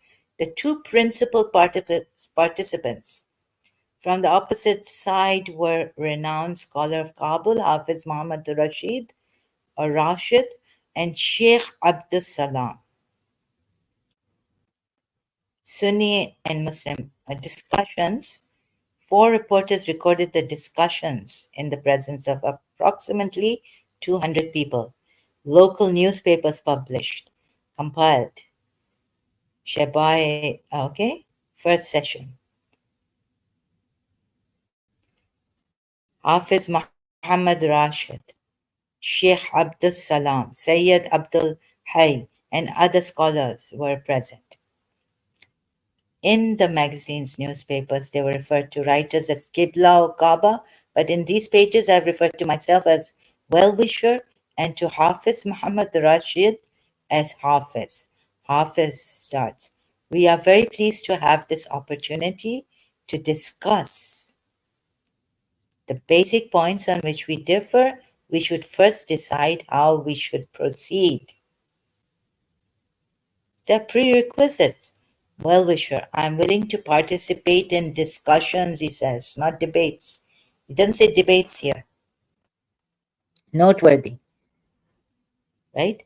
Participate in discussions on the condition that we cast aside all preconceived ideas and discuss matters reasonably like brothers. Hafiz, I may also be permitted to make one condition, that our discussions should be based on the injunctions of the Holy Quran. Well-wisher. You see, so we were told here, well-wisher is the Shia, right? We cast aside all preconceived ideas and discuss matters reasonably, like brothers, like friends, I say. And please cooperate and honestly.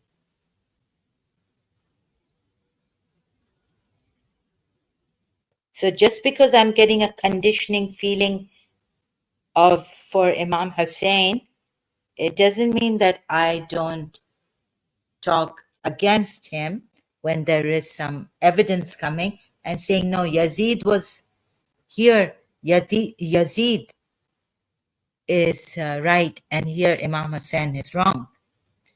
Or here, I don't, Bibi Zainab is, Yazid is better than, he didn't take Bibi Zainab as a sex slave girl, woman, married. Now, even if they're married in war, you can take, right, Surah Nisa ayat 24.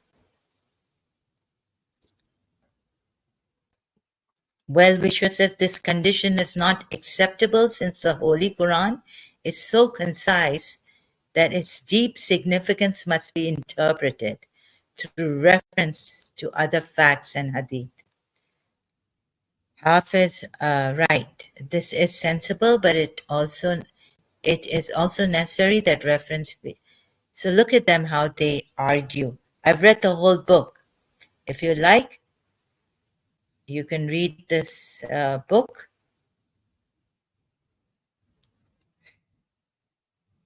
So this is the way I have said, no debates, no bloodbaths. Forget bloodbaths. Salah. Was it you, Salah, last time?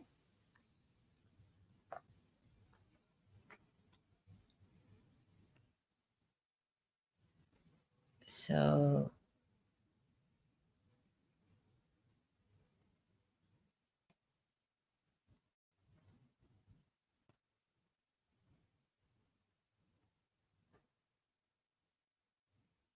So no preconceived ideas,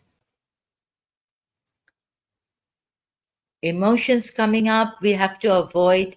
I said this when I was helping Muslims and still am.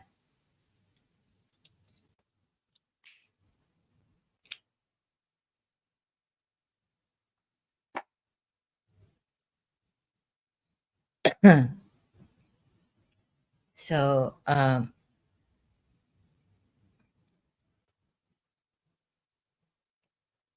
the brother Shailash also didn't listen to my point of view. I, this kind of a thing I cannot allow, sorry.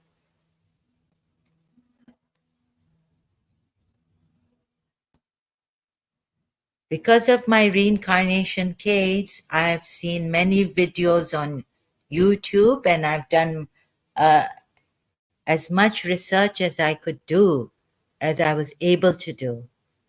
So he also mentioned look at YouTube videos. I've already seen many YouTube videos on reincarnation, read articles, this also. And again, that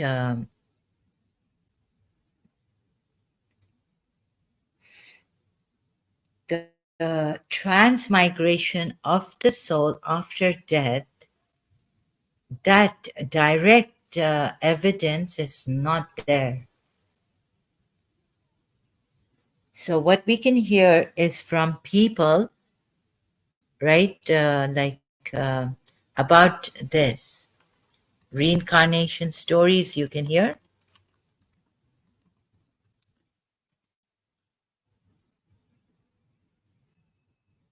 We even saw in London, I spoke to a brother of mine, Chris.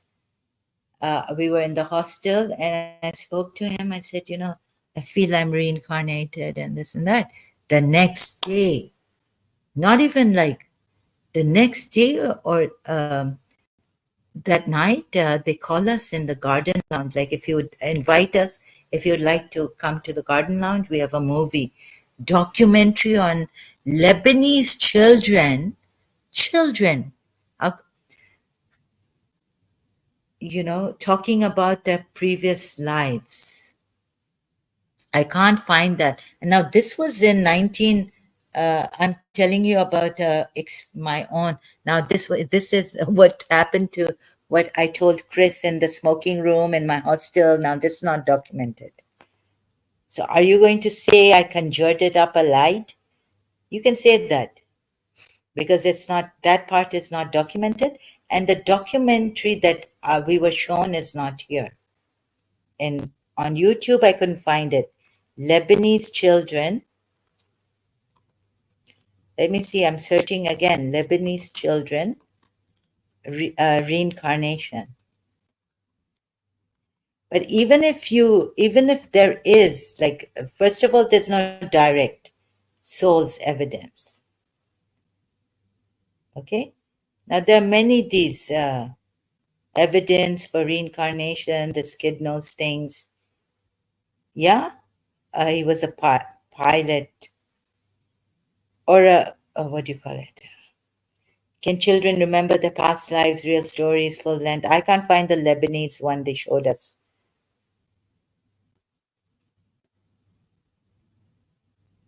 Allah white Muslim child recalls their past life, reincarnation in Islam.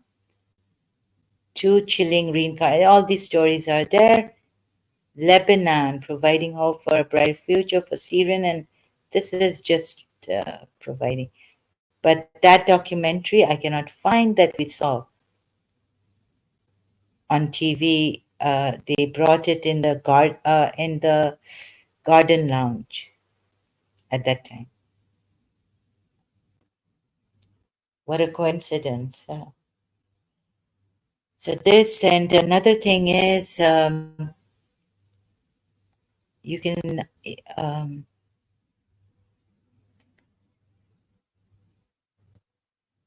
Another thing is that when Samiri, like the soul, about the soul, So we were told when I was, no, even I, like in Surah Taha, the Samiri says, my soul told me.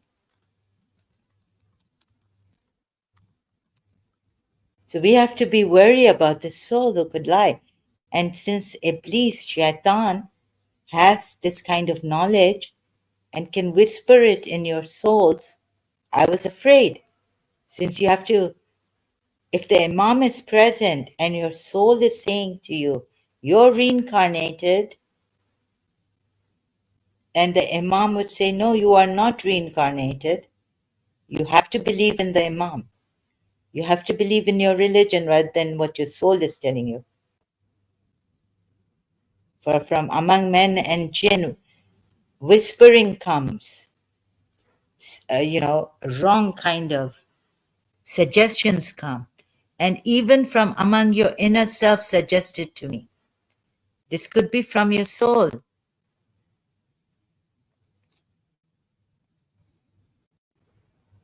So even though I was, trying to get evidence that I am reincarnated, but I couldn't convince the Muslims, neither myself, because I needed to have more information about this soul, that this soul, what my soul is saying, and what my Imam is saying when I was a Shia in Karachi, trying to get evidence of this, does not contradict. So having a dream that Imam of Sayyid Ali, who has knowledge of the unseen, has sent me paper and it's written whether or not there is reincarnation, you are reincarnated. So going with my dreams at that time, pleading to Imam Mahdi and saying Naad Ali, and made this feeling go if there's no reincarnation. You see, the Quran ayah says, even if truth be against yourselves. So I'm not going to be like this Indian man or any like Houston Euler or anyone who blames me for things like you are going to even lie against Shias and Shia Islam to prove your point. No, I don't go there at all. Sorry. If you are going to lie to prove your point against Shia Islam and Islam altogether, even lying against what the Sunnis believe and the way you show their hadiths or something, or the way you show a Quran ayat, even by just showing this is very dishonest to prove that Islam is a terrible religion full of tyranny. And if you're going to just show this ayat, Surah Baqarah, and not show like the last time, and then he apologizes, but he then apologizes, right? So if you're going to show me this ayat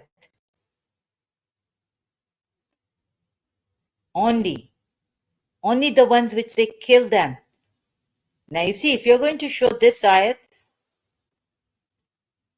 and then this person also said to me, what did he say? Something like, then he apologized. Sorry, Surah Tawbah at 9, Surah Tawbah at 5, show. Kill them wherever you find them, and drive them out from where they drove you out, as fitna is more severe than killing. However, do not fight them. So if you're going to show this side, what does it say? However, if they fight you, here it says only Masjid al-Haram, if they start fighting you, then fight them. But here it says kill them wherever you find them. Now, are you showing the true position? You're not. Because This is just a follow-up ayat, and until you have to show this ayat, right? Why fight, kill them? Fight in here, 191. You are being dishonest and you want to put the blame on me. Are you showing the true position of the Quran? When to kill them, wherever you overtake them, and when to kill them. Fight in the cause of Allah. You have to show the previous ayat. Otherwise, you're not being true. You're being dishonest, like some Muslims who come here. And I'm not going to agree to that. My style is not being dishonest to prove that Islam is a false religion or any religion is false. I'm not going to get carried away, even like Christians do, and put the blame on me, gaslighters.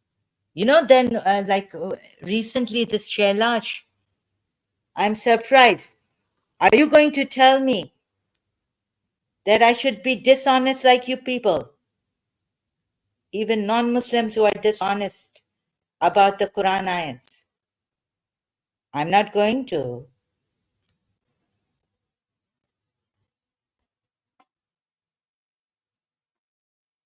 Look at how the Christians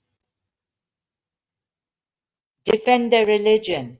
You haven't read it in context. This is the way to read it. That, yeah. But Hindus and Christians, okay, reason why Hindus and Christians don't get together is because, India and having some problems with Christians. But now the Hindus have also taken advantage of the Christians laughing and making fun of the Muslims to no end on their live streams.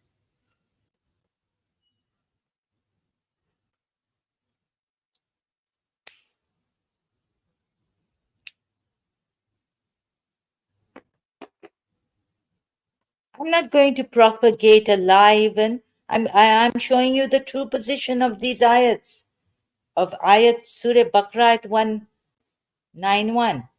No way am I going to be dishonest, but honestly taking you. And how I honestly took you is like this, the Muslims. Now you see how I honestly took you. Fight in the way of Allah, those who fight. And showing that even look, yes, it says here, although in Surah Baqarah at 190, fight in the way of Allah, those who fight against you. But do not transgress. Do not transgress.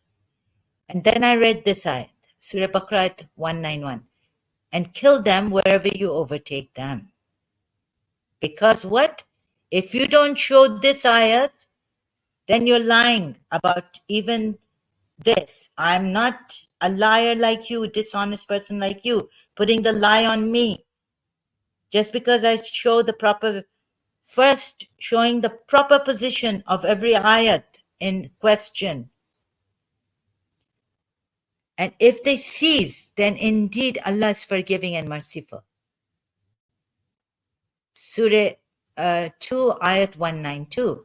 Where did I went to Surah Fat showing you that these Baduans, Muslims, showing the Muslims, where do I see the ayats which are then deceptive? Here, yes. Then I told you that David would explain that for the Sunnis, some Sunnis, these are Madinan ayats. They are cancelled. The last surah, one of is Surah Tawbah. So some Muslims, you realize, the Muslims who take these ayats now to be abrogated also, speaking for them too, and then those. And some Muslims don't take these ayats to be abrogated. Then what did I say? Explaining that at times you have killed the polytheists, Surah Tawbah ayat, even those who have not broken the treaty, given them time to leave, because I, I have to add that. Then showing you Surah Tawbah at 1, 2, 3, showing you the tafsir of Surah Tawbah at 5. Some Muslims who will see this, showing you those Baduans who did not want to fight and were busy with the family and property, showing you the deception of these ayats, helping the Shia see also the deception. If in Shia Islam these are not abrogated ayats, then you have contradictions. Showing you Surah Nisa ayat 98 or 1990 also. You are divided about the believers were divided. Showing you in the end of Surah Nisa ayat 90 or 91, except for the oppressors. Who are the oppressors? I showed you, went to Surah Tawbah at 23, showed you that these people can be the oppressors, you can fight them. Quran not clear. Who are you relying on the Quran to make these ayats clear? Either your religious scholars or your imams, Shias. And you can't trust both of them. Why? Trying to show you through the Quran ayats, look for yourself. If they cease, then indeed Allah is forgiving and merciful. Let's go ahead. Now does it say in Surah Baqarah ayat 193? Fight them until there is no fitna. And now what is it saying? Isn't it? And that religion is for Allah. But if they cease, again it says, if they cease, I have to address this. So what is this, that until religion is for Allah? Are you slowly telling us? Then look at Surah Baqarah. When will this be clear to you? This ayat. Okay, I showed you the previous ayats, right? But putting a phrase like this in here, fight them until there is no fitna. And religion is for Allah, finally realizing in Surah Tawbah ayats that these disbelievers, they will fight you until they make you believe in their religion, or what? That's what you're being told here, right? They've been fighting you. And not that this is the main ayat. These are the main ayats. To keep them like in the contract, these are the main ayats. Don't fight them until they fight you. And to read the rest of the ayats from Surah Tawbah and Surah Nisa, or, to say that the oppressors are only those who fight you. But those who don't want to fight you, don't fight them. Who offer you peace, don't want to fight their own people, offer you peace, don't fight them. Don't want to fight their own people. Surah Nisa. I showed you what I tried to comb it out, showing you first the true position, reading out these verses. But if they cease, then there is to be no aggression, except against the oppressors. Here it is. It's not even Surah Nisa. Surah, what is it saying? Until they fight you. So there are Muslims who came here and said, no, you're wrong. We're still not convinced. Or you're lying. I wasn't lying. Look, now Zalimin has a broad meaning. Broad meaning. Zalimin could be those if they make their fathers in Surah Tawbah, right? So, Surah Tawbah. So it was very difficult. Surah Tawbah 23. 23, Quran.com. Let's see if I can get to Quran. Here it is. Who are the Zalimin? So you may even fight these people. Or you have believed, do not take your fathers or your brothers as allies if they have preferred disbelief over belief.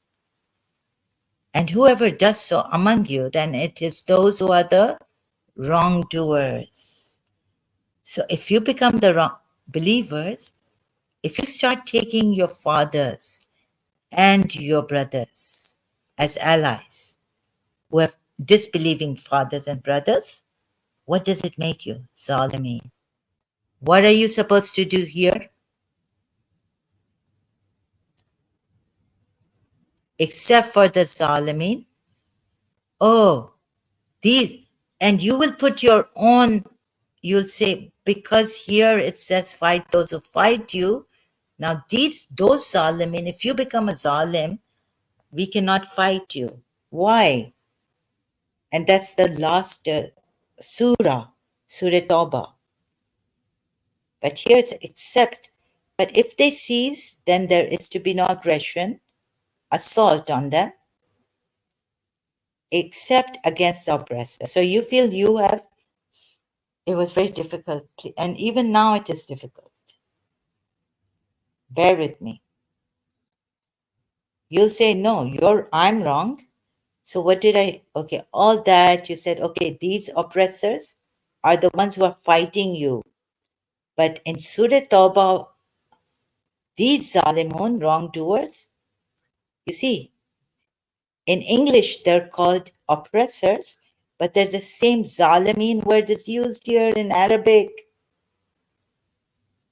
So it says, fight those who fight you. If they cease, then don't let them go, except illah, against the oppressors. So now who becomes the oppressors? Zalimin.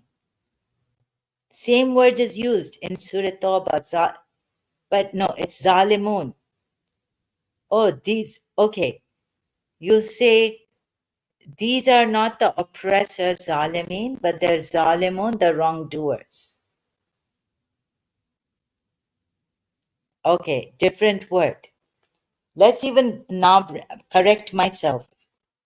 It's a little different. I said it's the same word but these are the wrongdoers, but it's different. They're not the zalimin, meaning the oppressors who have been fighting you. Okay, let's even take that.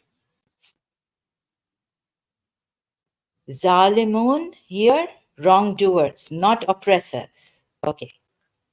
And this ayat is not in the Ismaili Quran. Okay. I'm also looking for the truth, remember. And I'm not going to lie against the Ismaili Quran or anything. I'm going to give the full, I'm questioning the Ismailis also, helping them live. I'm in a neutral place. I haven't joined Hinduism, even getting signs there I'm Radharani. I question everything. Wouldn't it be great to just rest and say, oh, I'm Radharani, love is the greatest, I believed in it. No, no, I cannot do this. I cannot rest like this in this and enjoy the praise and all. Okay? So let's say this is the zalimun, meaning wrongdoers, and not meaning oppressors. Oppressors meaning those who fight you, fight you, fight you. Right?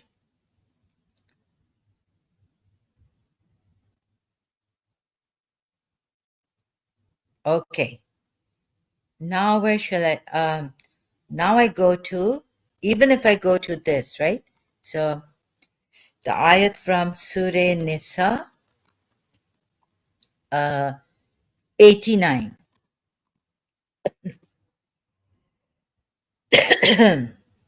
No, I keep 180. Oh God, I keep forgetting. Divided about hypocrites.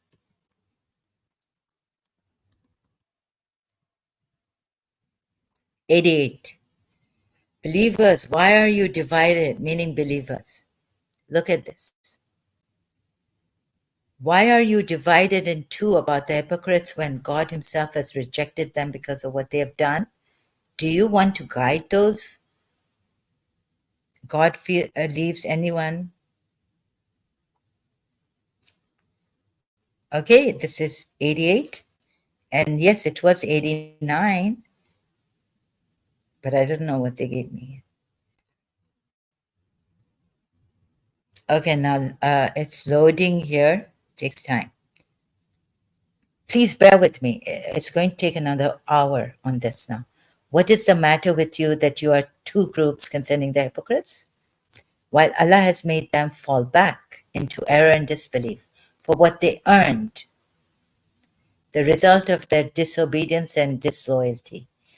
Do you wish to guide those whom Allah has sent astray?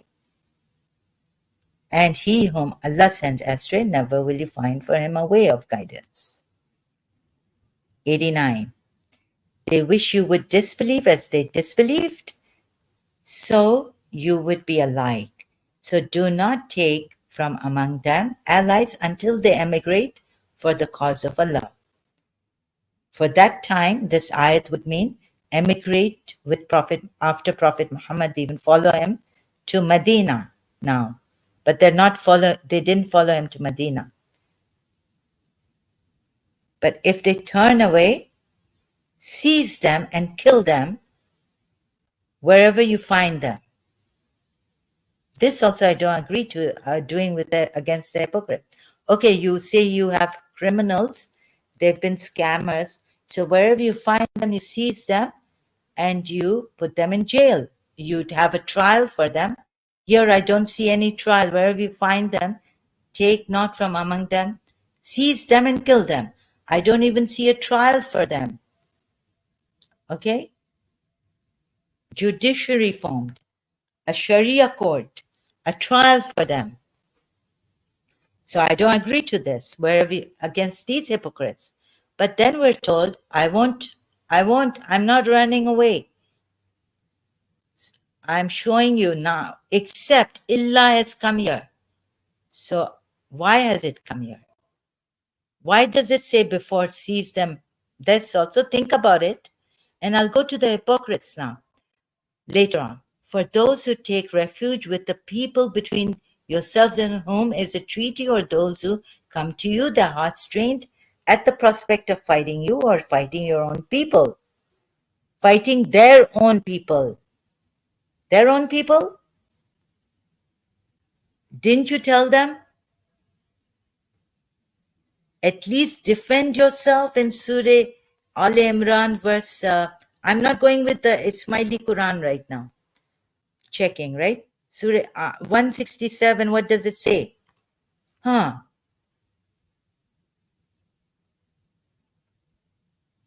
These hypocrites don't even want to fight because there's a translation here which gave out some hint to me. And look at the different translations you have also here. And that he might make evident those who are hypocrites. For it is being, it was said to them, come fight in the way of Allah. Or what? Defend what?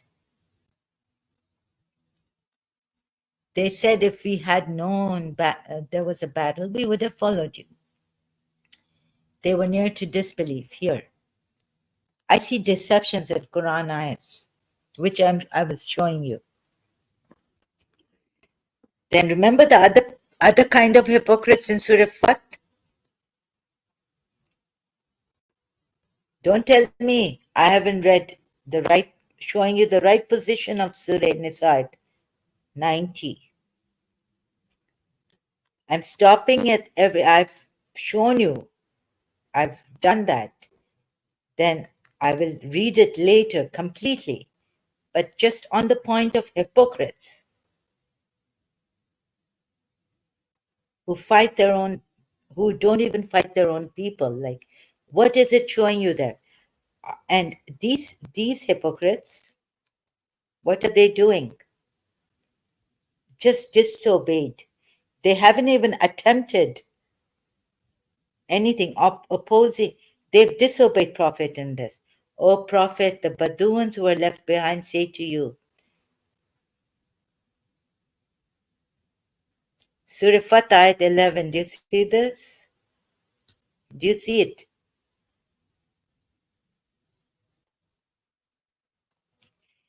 Those who remain behind of the Bedouins will say to you, our properties and our families occupied us.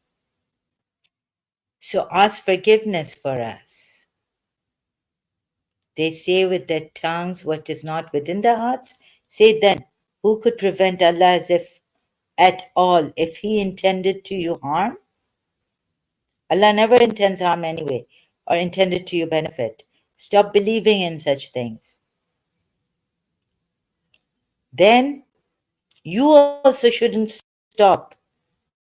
Where even when I haven't stopped at your good follow up and the ayats which say don't fight them, and they don't even fight their own people. I showed you Al Imran verse 167. Now here, these are the Bedouins who don't want to fight, who don't want to, who say we are left behind, who want to be left behind, occupied with goods and families. And they have, here they say with their tongues, they're called hypocrites. In this way, they say with their tongues what is not in their hearts, liars and hypocrites. Who can be of any avail? Okay, Allah is aware. We don't need. It's repeated. What is important now? But you thought that the messenger and the believers would never return to their families. It was just a thought. Even the Muslims, I know as a Shia, when I was a Shia, we are not going to be questioned on our bad thoughts, ill thoughts, unless we act upon them. Return to the, you assumed an assumption of evil and became a ruined people. Are they fighting? Have they attempted?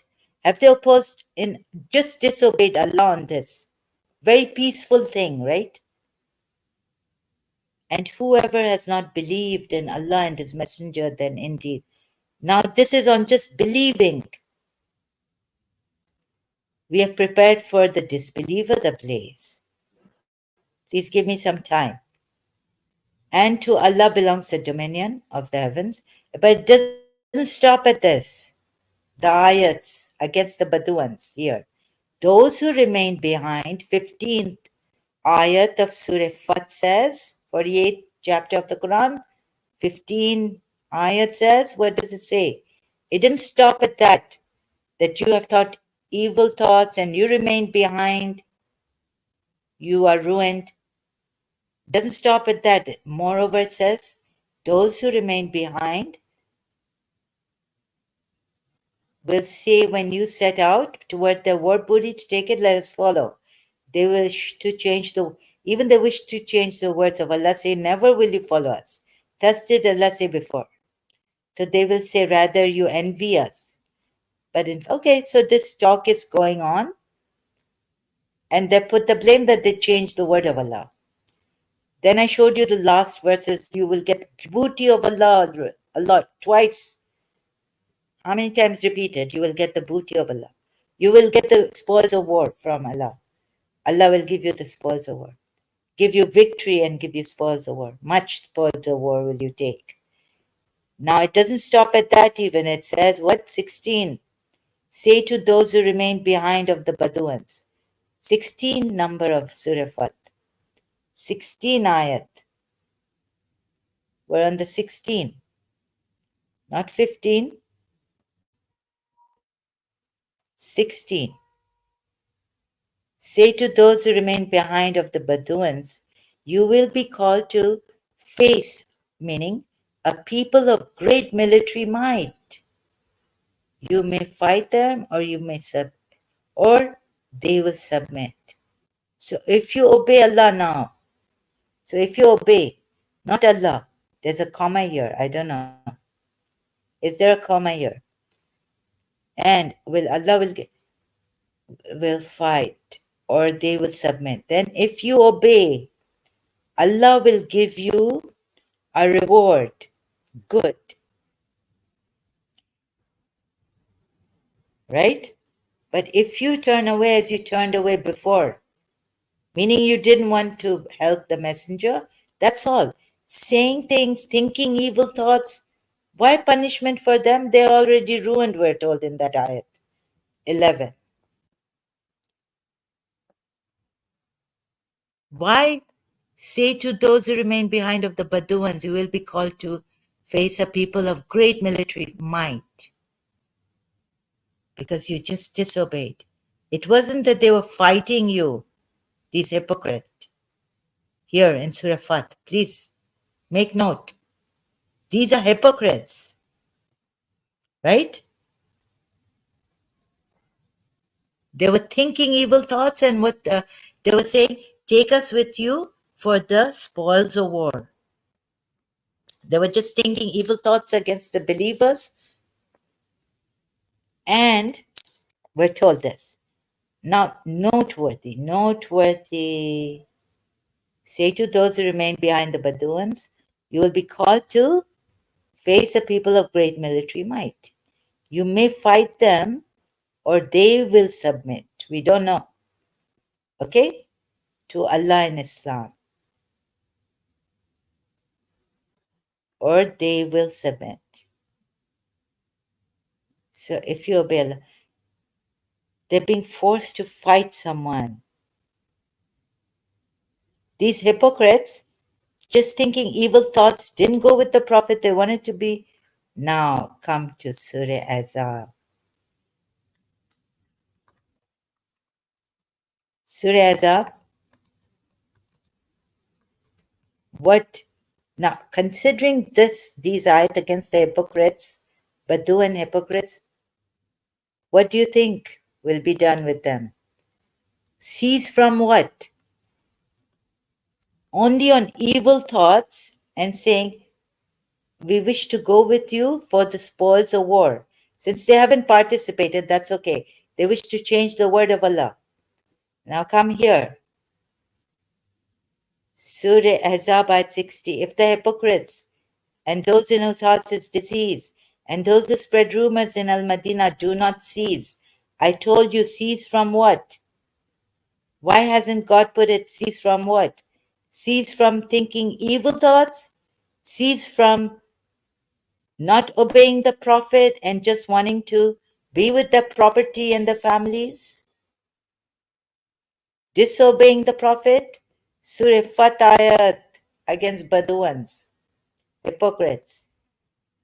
This different in whose hearts. The evil spreading rumors also different category here. All of these three cease from what? That the hypocrites cease like the Badawans in Surah Fat, just for staying peaceful, but disobeying the Prophet peacefully. Although you're told evil thoughts against the believers, we will surely incite you against them, then they will not remain in your neighbors. They will not remain your neighbors therein except for a little. What will happen to them? Huh? Take, if I can't show you properly your true Quran ayats being deceptive, even when telling you only to fight those who fight you, and stopping if they cease to fight you, when the matter is on fighting. But here, why cease? Cease from what? There I can understand in Surah Baqarah if it was put ceased, because the ayah says stop fighting them if they cease. If it's put like this, stop fighting them if they cease, then you know the word cease means stop if they cease from fighting you, the whole phrase. But here, cease from what? Since hypocrites are here in a different category group, then we have those in whose hearts is a disease and those who stir up sedition in the city.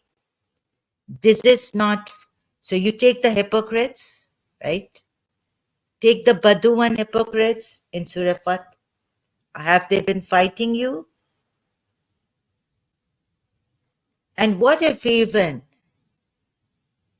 they want you to go back to your houses in Makkah now and perhaps give them their city back, Yathrib. He's taken their city and made it, even changed the name Medina. And what has he done to the Banu Qurayza tribe? The Banu Qurqa, all the Jewish tribes? Accursed wherever they are found, seized and massacred completely. 61. I'm telling you, these Bedouins will be killed who don't want to go with the Prophet, who don't want to obey, like just for peaceful means. They didn't. They weren't, at least see that they weren't fighting the Prophet, right? They weren't fighting any Muslims. They weren't in that way opposing the Prophet and them. They'll be killed wherever they're found. No trial on them, seized and killed. For a little while they're captured, which makes them no trial, nothing on them, just seized and killed. And how many are Shias? How many are true Sahabas with Prophet Muhammad? Who's good?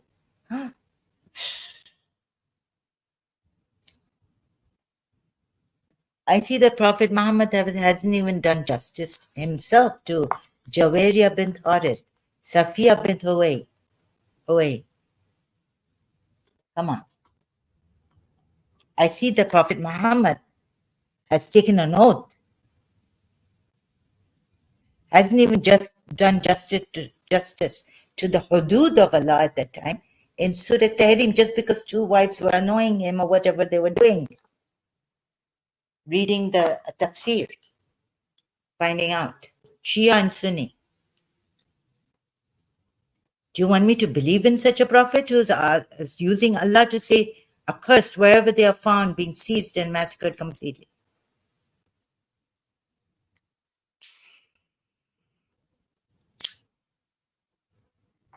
No. I'm showing the true picture. So back to that ayat where say to those who, no, before this even, Surah Fat ayat, going back now.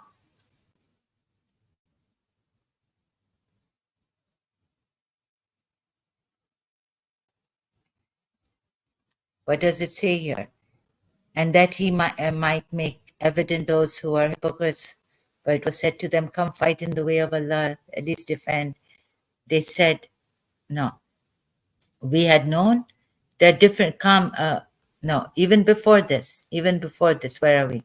Their own people, fighting their own people here. Did I show you the Surah Fat and the last one, Surah Azab on the screen? I must have forgotten. I should come on screencasting.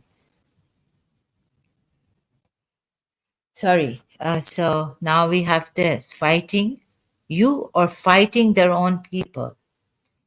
And if Allah had will, we could have given them power over you and they would have fought you. So if they remove themselves from you and do not fight you and offer you peace, then Allah has not made for you a cause against them.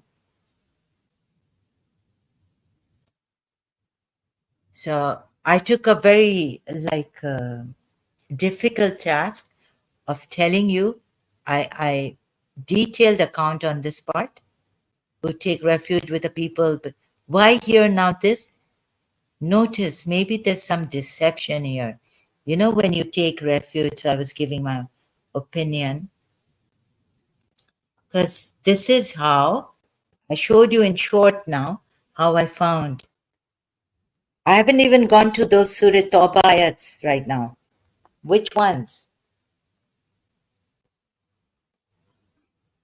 Would you not fight the people?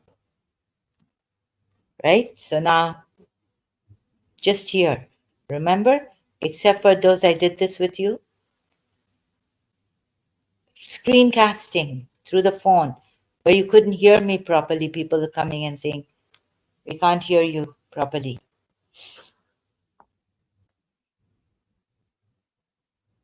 Why put here? kill them in the 89 previous ayat, and then say, and then 90. Okay, you know how this ayat should have started, because it's about killing and seizing and all this. 89. They wish you would be disbelieve, so do not, these hypocrites, right? Do not take from among them allies until they emigrate for the cause of Allah. Now you may think these hypocrites want to kill you, but if they turn away, refuse to emigrate, why is it put like this? Then seize them and kill them? No, no. Were they seizing them and killing them until something happened here? Someone came forward. You know, like in the Message movie, when we are told the Muslims went because the Makkans were after, Baltis were after them, to the Ethiopian Christians for refuge. You remember? Could these people, these poor ones who are called hypocrites, where you can, wherever you find them, slay them, went to the, these are the ones who went to the Ethiopian priest saying, please help us. So the Ethiopian priest intervened. Remember the Message movie? If you've seen the Message movie, except for those who take refuge with the people between yourselves and whom is a treaty. And then he starts to change his mind. It's Allah. Or those who come to you, their hearts strained at fighting you. Of this should have been put before that exception.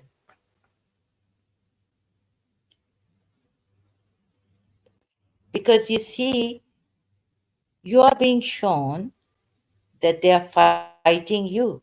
You will find others who wish to obtain security from you and to obtain security from their people. Every time they are returned to disbelief. You say take the Surah Baqarah ayat, the first one, that if they don't fight you, it's not like that. We shouldn't take the Surah Baqarah ayat, the first one. Perhaps it's the one which came before these ayats. And that ayat, either what the Christian, like David would says, have been abrogated, and even this ayat for Surah Baqarah ayats, now wherever you find them, I haven't gone to that Surah Baqarah ayat. And those living near to you, around you, Surah Tawbah ayat 1, 2, 3. So if they do not withdraw from you or offer you peace or restrain their hands, even this ayat I've come to 91, you will find others who wish to obtain security from you. So it's showing you here, yes, it's showing you every time they are returned to disbelief, they fall back into it. So if they do not withdraw from you or offer you or don't offer you peace or restrain their hands from you, then seize them and kill them wherever you overtake them. Those we have made against them a clear authorization. The Muslim will say, right, we are right, we told you. Only those who haven't restrained from fighting you. And never is it for a believer to kill a believer except by mistake, it goes. And but whoever kills a believer intentionally, it's about now. Or you have believed, when you go forth in the cause of Allah, investigate and do not say to one who gives you a greeting of peace. Can I hide this verse from you? I'm not hiding this verse from you.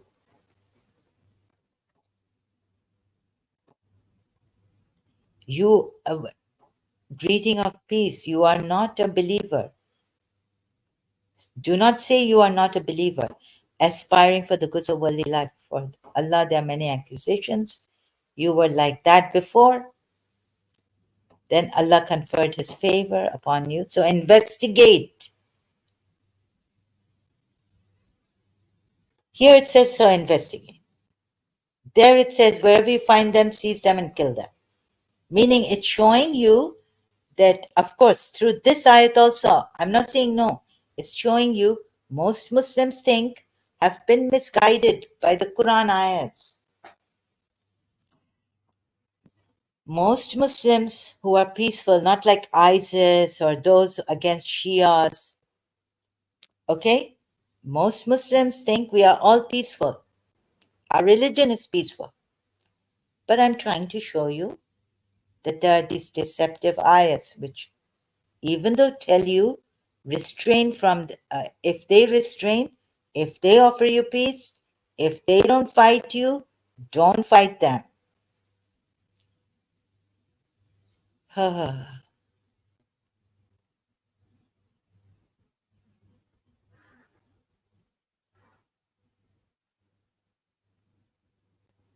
Right?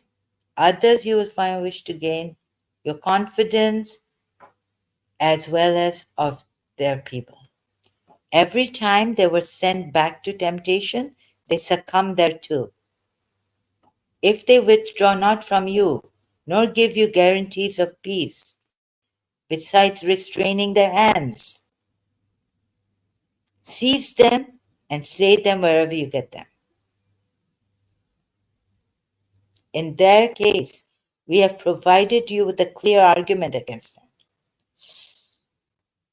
So you've been provided with clear argument, meaning all investigation has been done against them, and you're going to kill them wherever you find them. Okay, this I didn't mention earlier. Your right position. So you're saying, take these ayats, these are the fundamental ones. If they haven't fought you, don't fight them.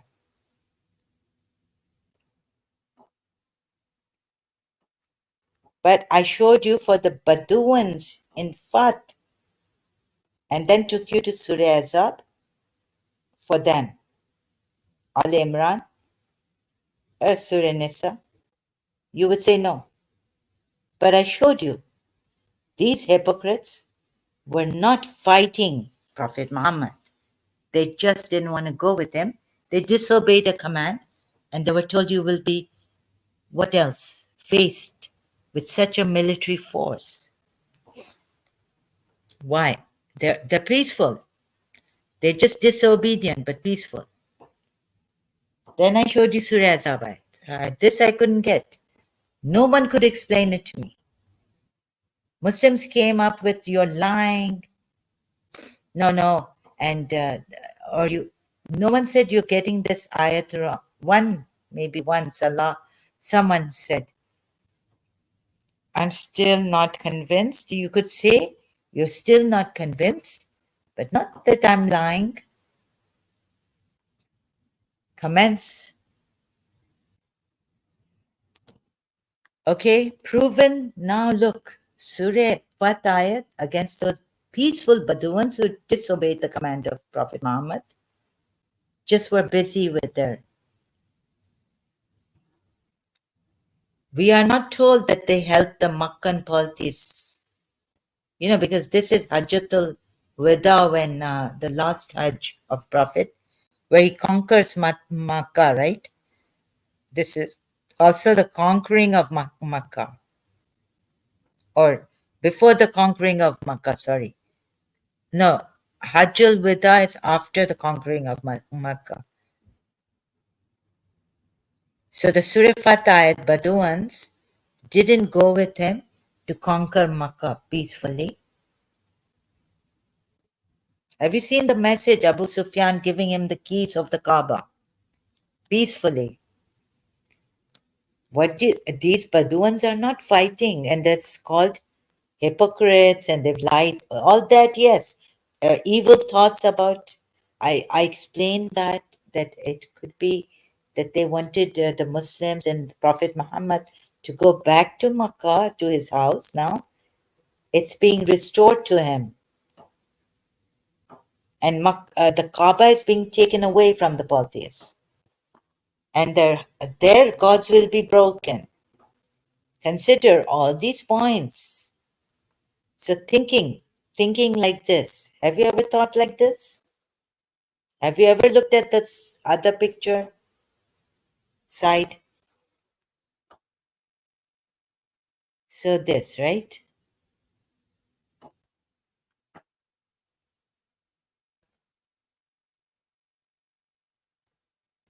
Now we go to Surah 9,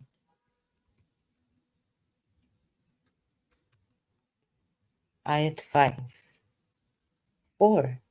Let's start from 4.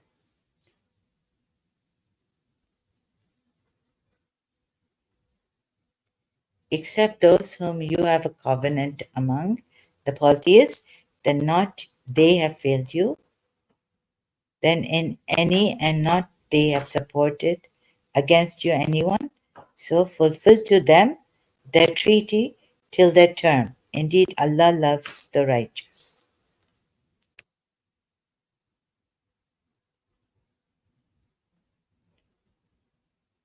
Right? Accepted are those with whom you made a treaty among the polytheists, and then they have not been deficient toward you in any way. Got it? Then 5 says, Ayat 5, and when the inviolable months have passed, then kill the polytheists wherever you find them.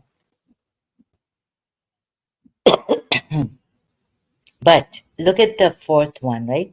So fulfill your engagements with them to the end of that 4th ayat. And they might have to leave. They have, but they have to leave Makkah. If they don't leave Makkah,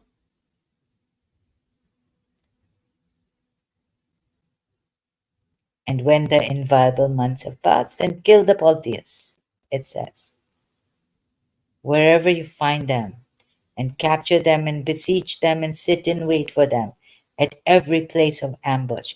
But if they should repent, now if they become Muslims, repent, establish prayer your way, Islamic way, please see, your Allah's way, give zakah, your way, then go on their way, then let them go on their way. Indeed, Allah is forgiving and merciful. Now what? Either those peaceful ayats are abrogated or there's a contradiction.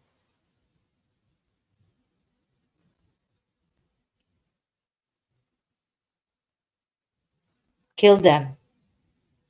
Even those who fulfill the term of their treaty, end of their term, then kill the polytheists.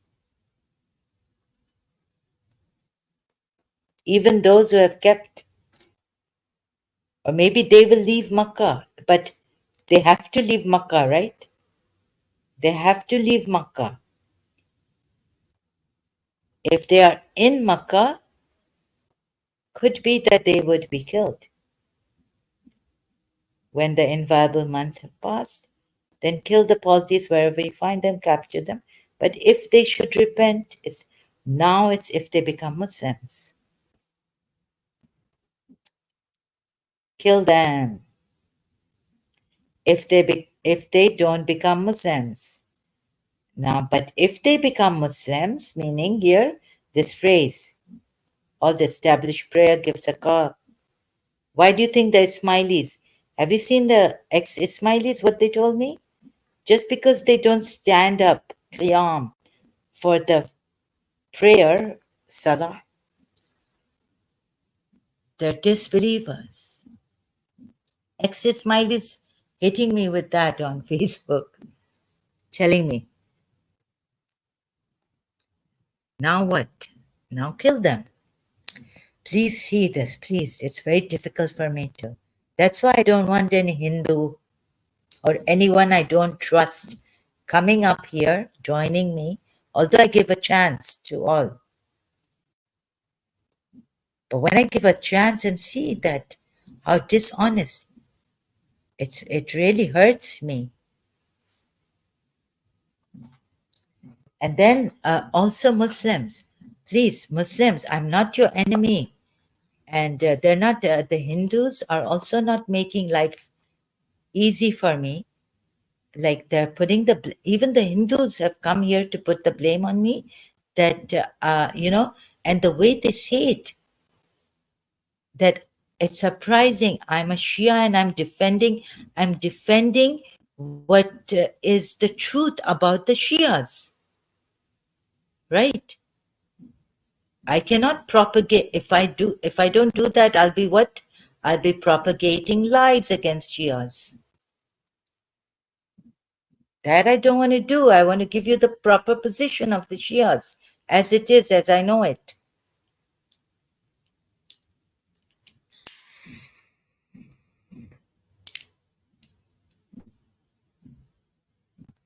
Right? And the Hindus even, and the Christians. Some like this. Who was he? Hindu Christian, Indian Christian, or who? He said he was an Indian, and I don't know. I'm just guessing. Why didn't he come here and join me? What's his name? Uh, Ost. What's his name? That.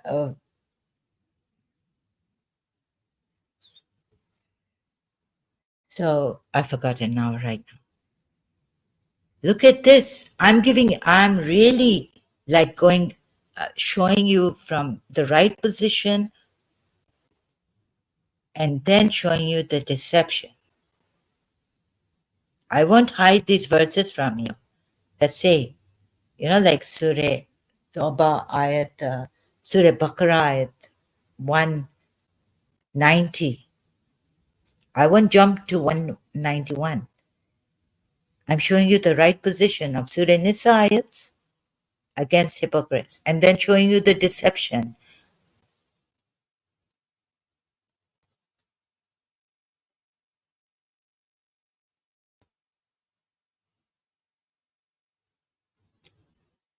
Do you get it? If they should repent,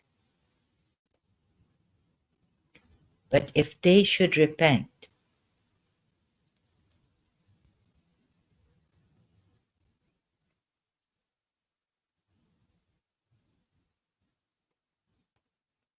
I'm showing you the right position first, and then show you the deception and how the majority of Muslims who are peaceful and say there's no compulsion. For example, another example, and the Surah Tawbah 123, those who are near you. I told you, I even tried to correct your translators, all of them, by telling you what?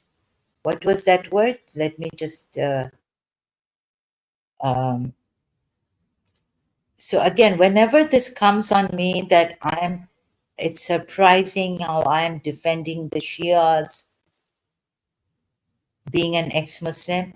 I'm not defending the Shias on false pretext. I'm defending the Shias' true position. You will never hear me speak a thing which, like propaganda against Shias. This is what the enemies of, uh, I want to help the Shias, not get Shias killed, but true academic showing of their position after this also. Or not lie against the Shias, propaganda. How can I say something which is not the true practice of the Shias? How can I say against that? Majority of Shias practice. How I know it also. How can I say anything against that and put a lie? That would be a lie, for God's sakes. So are you surprised that Like you have no honest person in your Hinduism, even in Hinduism, India. I'm surprised, shocked, in fact. So this word, back to this. Surah 9, ayat 123 and Surah Al Imran, ayat 118. Yalunakum, right? For example, I showed you. Please correct your translators even on this. Yalunakum. So what did I show you here? I showed you Surah 9, ayat 123.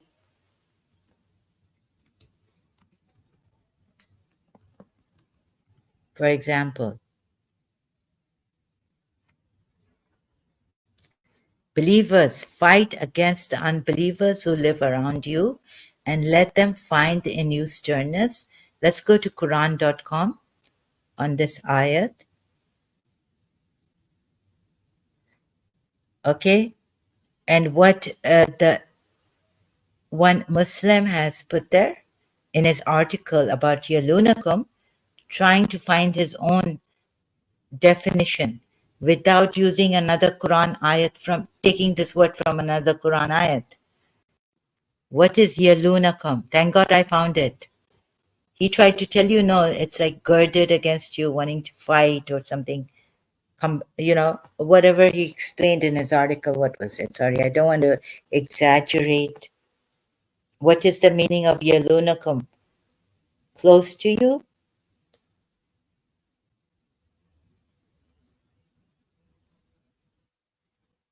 Huh?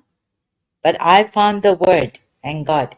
O you who have believed, fight against those adjacent to you of the disbelievers, and let them find in you harshness.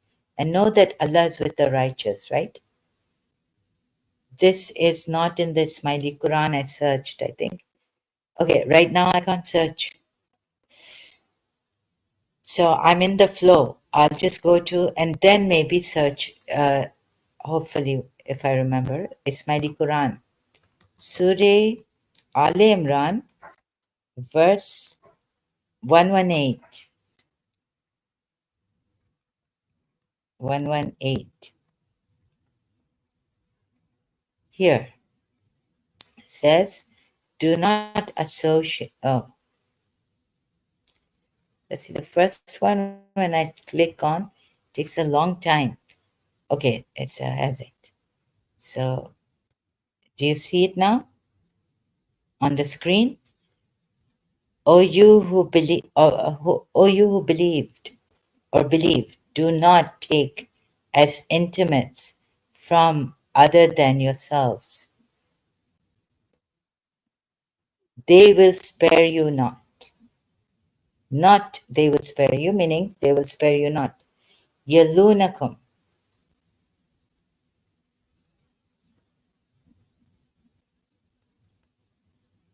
This is not even in a combatant state.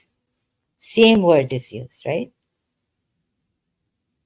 يألونكم Listen to this.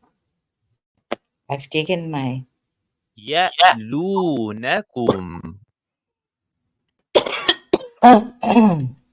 This would mean, if taking the meaning of this word,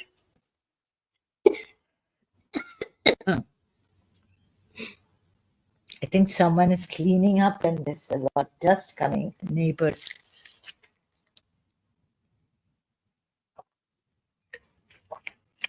But I will go on. Take an allergy pill or something.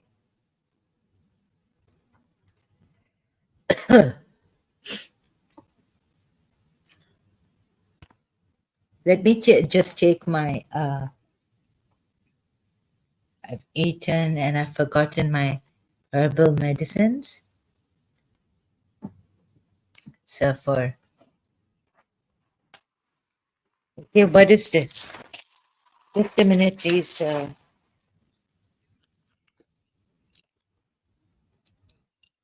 Sorry about this. Keep you waiting.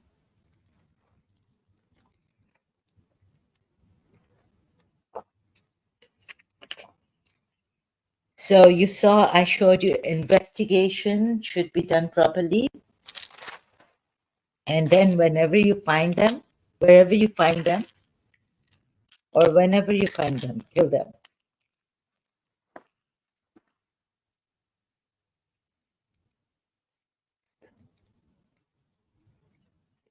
But okay, correction.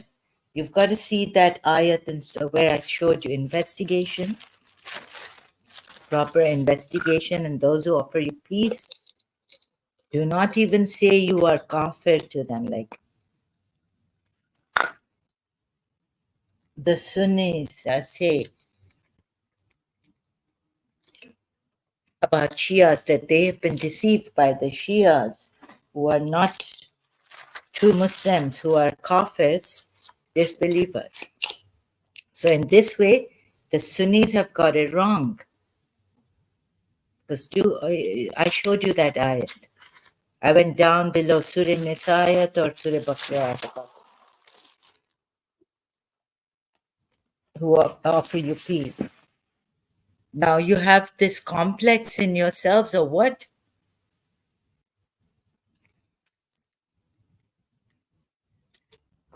Due to what? As I go on, I keep pointing out that the Sunnis think they have been betrayed by the Shias. Their religion has been betrayed. But no, I'm showing you here the ayats betraying ayats, deceiving ayats. Okay, so yalunakum. Okay, let's now. They will spare you. La is not okay, but they will spare you. So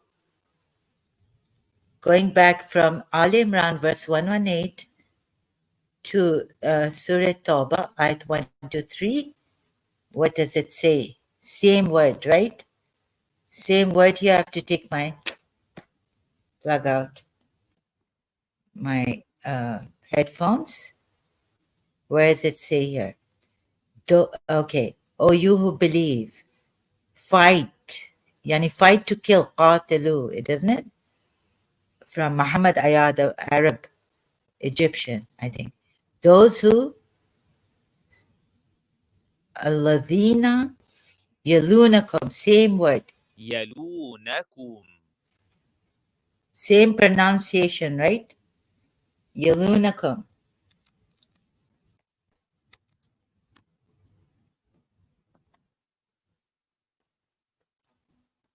Problem is, something is the problem here.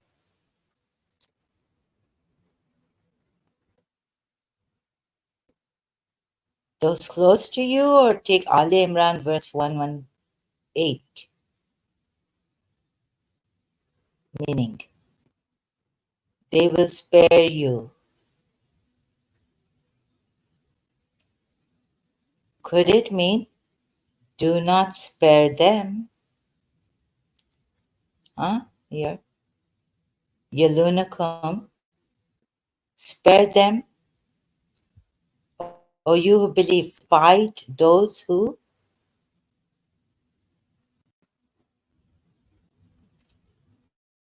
something very strange here.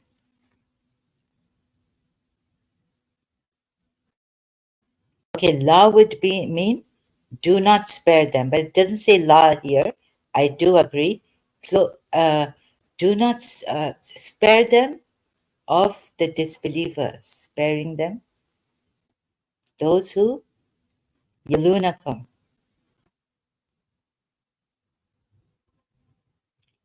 of the disbelievers, and let them find in you harshness, and know that Allah is with you, those who fear Him.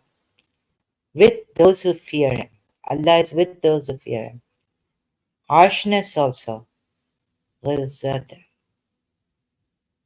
غلظة So what would it be here? Like there's no law. I do agree to that, but could it like this? If it says in Al Imran verse 118, found the right meaning would be sparing them. So, O you who believe, fight those who, sparing them of the disbelievers.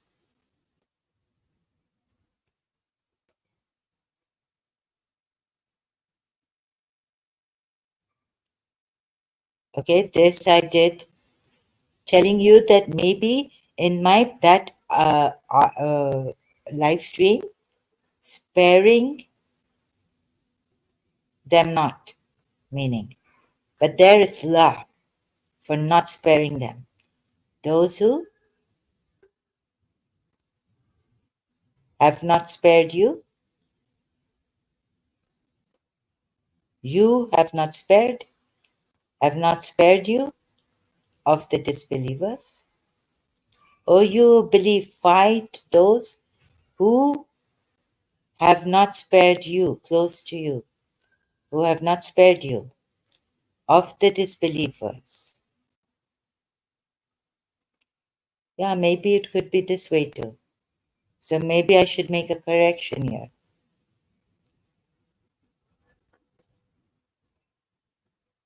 right? Oh, fight those, or to kill those who have not spared you. But it doesn't say la. And in the previous live stream on this, I said those who, and don't spare them of the disbeliever. I don't know. But I tried to explain to you that there are problems. There are these mistakes also in the Quran ayahs and deception. That maybe this could, because this could mean yalunakum could mean close to you, or those, don't spare them. But la is not here. So I have to make a correction. I don't know. Now, on this also, I have to make a correction. I don't know whether it could mean that they have not spared you. Fight those who have not spared you. Who have not, but la doesn't come here. I don't know anymore on this. Okay, so I make a correction from my previous live stream. If I said, which I said, those who you have not spared, you not spared, or those who have not spared you, now making a correction. Okay, now please bear with me. I make mistakes and all. Let's see, because I'm scared. I don't want to make any mistakes. I mean, sorry, I don't want to lie. I can make mistakes. I can correct myself. No, I can make mistakes. I'm scared, but of lying to you or deceiving you, or misrepresenting these Quran ayahs. Okay? O you who have believed, do not take as intimates those other than yourselves, for they will not spare you ruin.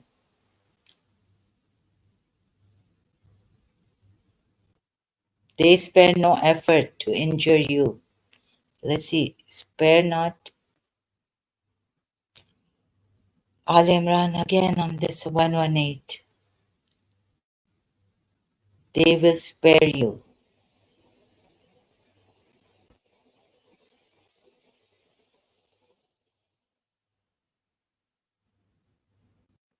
Not. La is different here. See, Yalunakum is there in Surah Tawbah, ayat 1 to 3. Now, spare you, they will spare you. Any ruin. Any ruin is a different خبالا. habalan, right?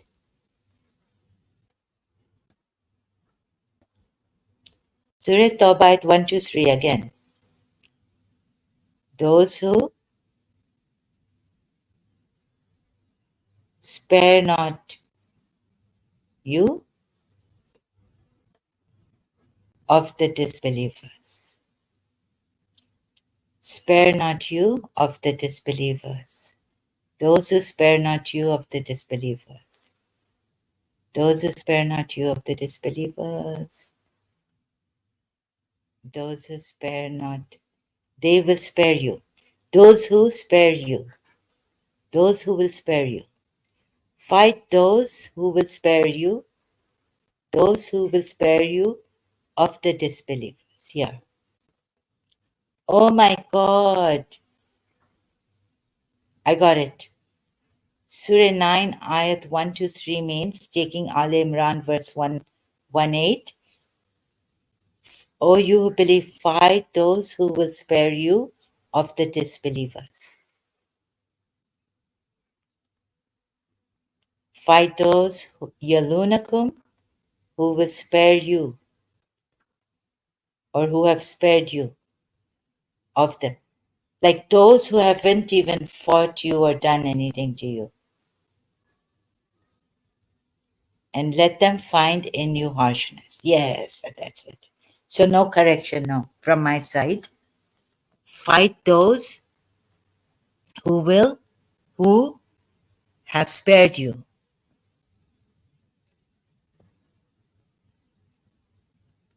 Even like spared you, left you alone. What does it mean to spare you?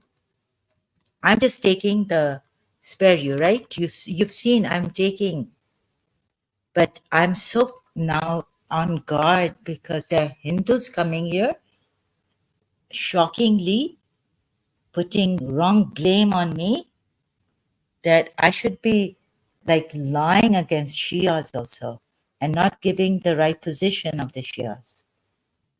So this would make me really insane. It would add to my mental illness. Spare you meaning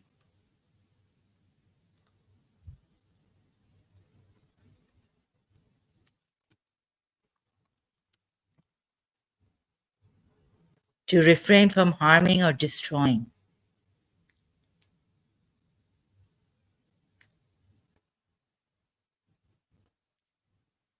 hurt or destroy. They have done nothing to you to spare one's enemy,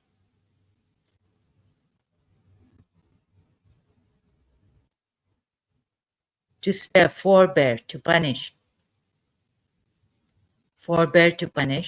hurt or destroy. Like they have not punished you, they have not hurt you, they have not destroyed you, they haven't harmed, to refrain from harming or destroying. Those who haven't even harmed you or hurt you, like fight them now. So those Muslims, most majority, if you're in majority, hear me, please see this. I was trying to understand, and now I've understood the confusion that was, I didn't realize was in me about the Quran ayats. My Shias also told me, so you see how you see the Quran ayats, but now I'm telling you, look at it this way.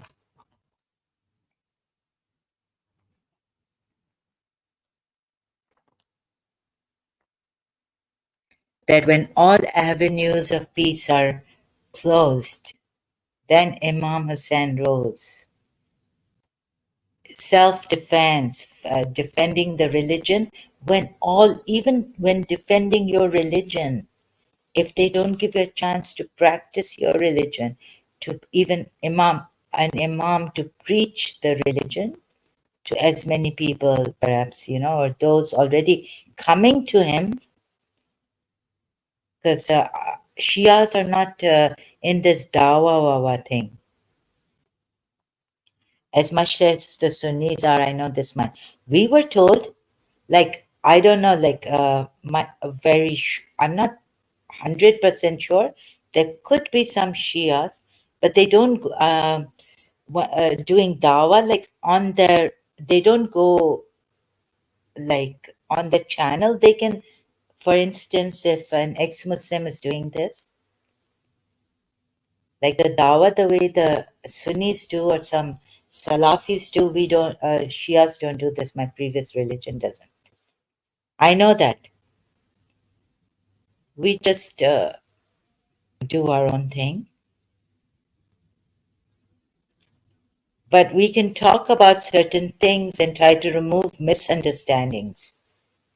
If they come and ask us or they're spreading false rumors against us,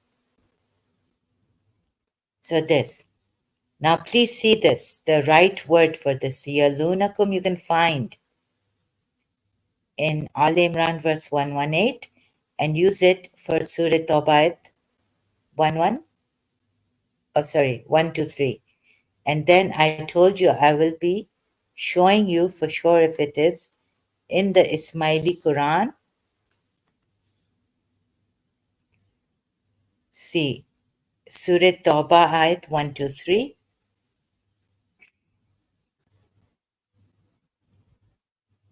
123. It's not there.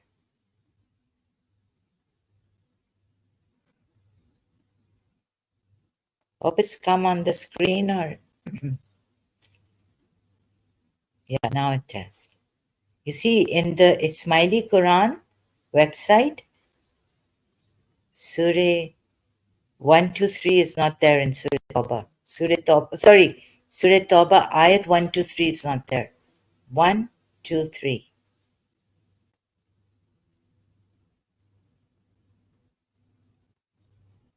After 119, it's 127.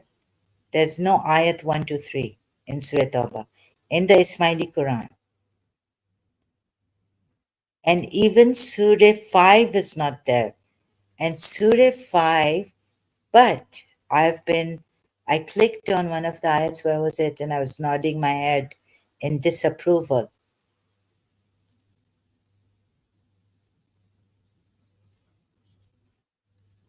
Something like Surah Tawbah at 16. Okay, now let's go to which one? So even with the Ismaili Quran, although they're more mild in this, oh, there was another now. Watch it. For example, another example let me give you.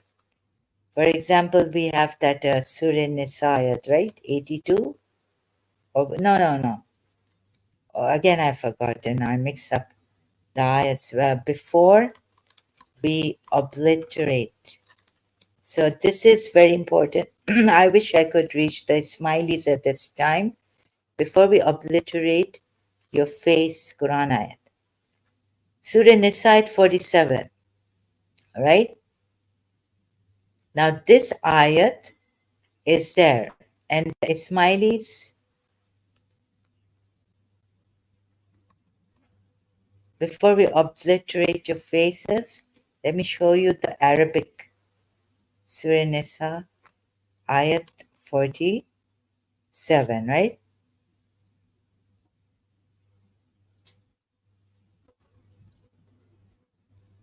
Look, Ismailis also, I wish I could reach.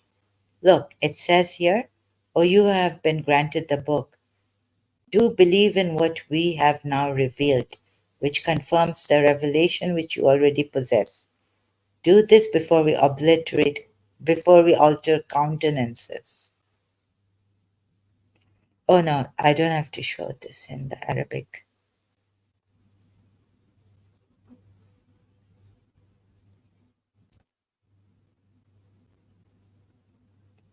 Let me just show you. Now in Surah, it's here. Now look at this. Sorry, I had to go here. 47. Smileys. It's here. In your Quran. And then even you, peaceful. Your Imam peaceful. Doesn't even kill the ones who leave. At least 12 Shias kill those who leave their religion. But the Ismaili Imam says, let them go, don't kill them. O you who were given the scripture, believe in what we have sent down to Muhammad, meaning confirming that which is with you before we obliterate faces and turn them toward their backs or curse them as we curse the Sabbath breakers, and ever is the decree of Allah accomplished. Okay? It's there. And see, I can show you which one. Actually, I should have gone to. There is no compulsion. And your Imam is so peaceful there. There is no compulsion in religion. Imam says those who leave the religion, don't kill them. Your Imam, Ismaili Imam. There shall be no coercion in matters of faith. So this is a form of coercion by Allah, isn't it? Surah. So it's against this ayat, right? Surah Baqarah 256. Let there be no Allah is saying, let there be no compulsion in religion. This in Ayatul Kursi, right? You're supposed to read out, right? Let there be no compulsion. And then Allah is saying here in Surah 4, Ayat 47, O you who were given the scripture, believe in what we have sent down, confirming that which is with you, before we obliterate faces and turn them toward their backs, or curse them as we curse the Sabbath breakers. And ever is the decree of Allah accomplished. So Allah is contradicting himself in against Surah, what he said in Surah Baqarah 2:5.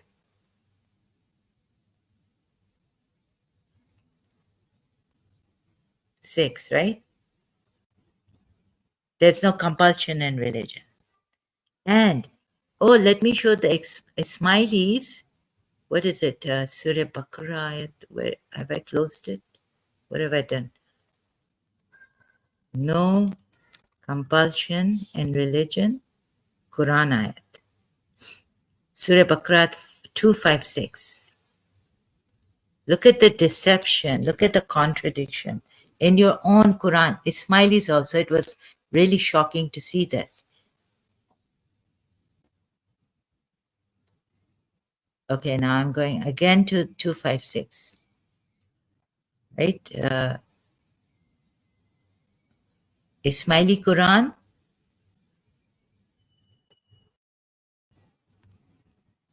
Surah Baqarah 256.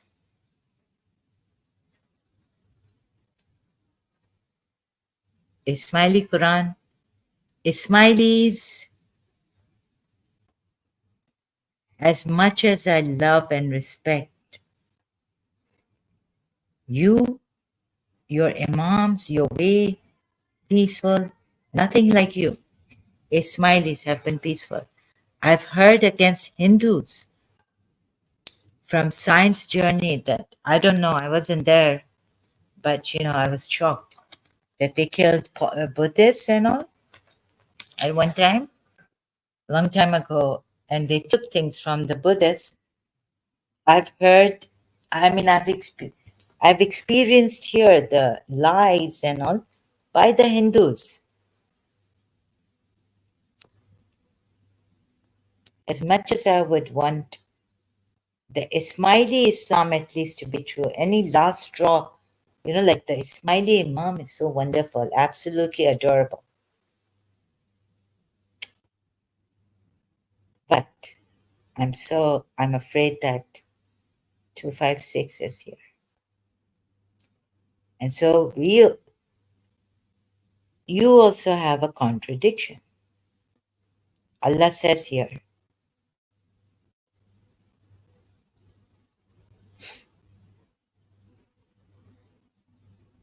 what does he say?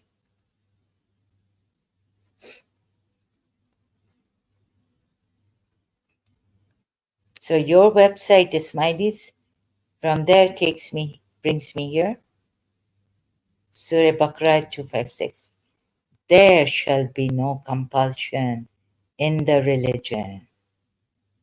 The right course has become clear from the wrong. So whoever disbelieves in Taghut and believes in Allah has grasped the most trustworthy handle. This is Ayatul Kursi with no break in it, and Allah is hearing and knowing. So sorry, Ismailis. But of course, we are weak. I can understand that. I mean, there's no comparison. We are weak people, but you know, the Ismaili community, anywhere you see them, Ismaili community, I haven't seen a community like the Ismaili community. Only Britain, London is so. London has given a great community.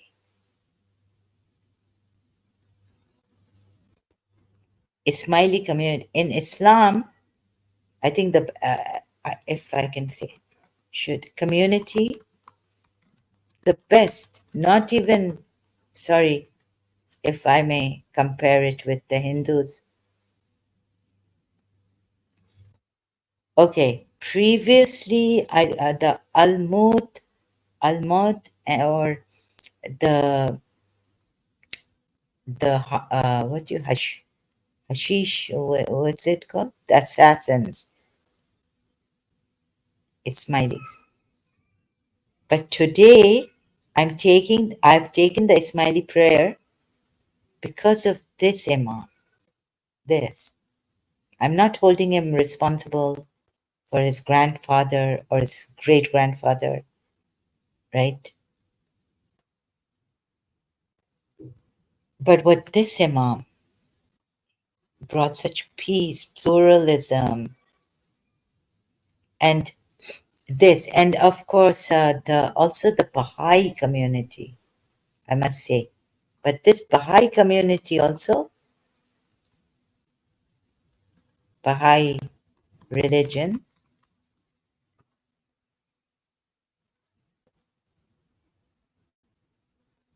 I haven't met them because it, even if I did, but I've heard. I've met Ismailis. I know they're great people, peaceful and progressive. Who is the creator and absolute ruler? This is the Baha'i territory, families, Baha'i faith. What was I searching for in the Baha'i faith? So here we have on the Baha'i, let your vision be world embracing Baha'u'llah. Right? Throughout history, God has sent to humanity a series of divine educators known as manifestations of God. Why can't you be manifestation? Why can't every common man be, woman be manifestation of God? Whose teachings have provided the basis for advancement of civilization. Reading this is the question that came up. And also before when I was a Shia, why sent one messenger? Why a messenger? Why not Allah? Why not find in yourself the healing, the information needed, everything, guidance needed? Have provided the basis for advancements of civilization. These manifestations have included Abraham, Krishna also they include, but Abraham, who broke the idols and the way he went on. Zoroaster, I've read about Zoroaster. He finished the Persian, what you might call Magi's. Moses, no more. I don't like him. I don't agree to his way. Buddha, yes. Jesus, I don't believe that he was a miraculous born, but I like his peaceful teachings, spiritual peaceful teachings. And Muhammad, I don't believe in at all. Baha'u'llah, the late, yes, because he was so Baha'u'llah, I can say that, agree to. I don't have to believe in him to agree, but peaceful. No fighting, no war. In fact, the 12 Shias got him out and wanted to kill him. The latest of these messengers explained that the religions of the world come from the same source and are, in essence, successive chapters of one religion from God. I don't agree to this. Baha'i is, but they're peaceful. Baha'is believe the crucial need facing humanity is to find a unifying vision of the future of society and of the nature and purpose of life. Such a vision unfolds in the writings of Baha'u'llah. You know, when he was in Iran, Bob or who, they wanted to kill him.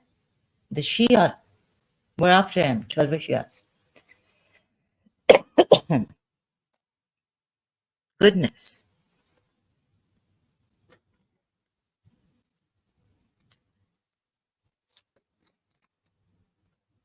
What a life. I mean, I can't understand people. Can't understand much of this world and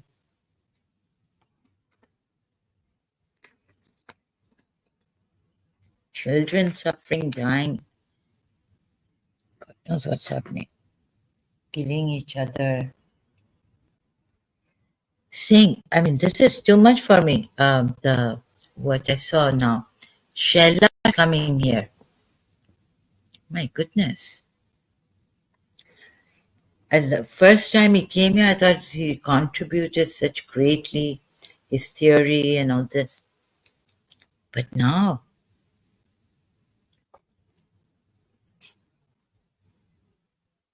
unbelievable. It puts me silent, in a silent shock.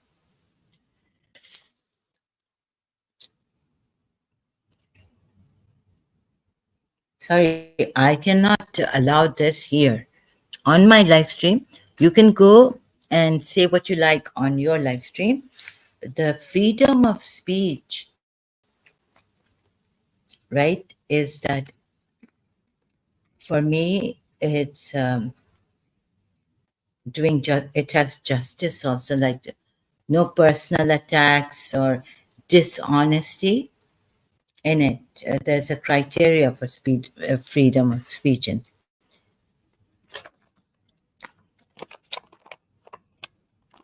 so you can make your own. Sorry, I'm just eating something. Okay, so this, so I found, to my very shock,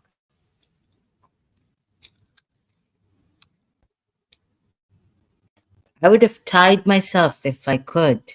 Like, I could have, forced, it's like, oh God, Ya Allah, I want your pleasure and your pleasure alone. And please help me in this. If, I felt Islam was true, then the rules and regulations I would stick to. I used to tell myself, if my religion says my husband can have 4 wives, then who am I to say no? And I should understand this and try to explain it to myself. Imam Hussein's different from different wives. The children are there in Karbala. This, that, try to explain the wives. You have to. If this religion I found true, like hoping and wishing and even working to follow it now, be like truly, sincerely.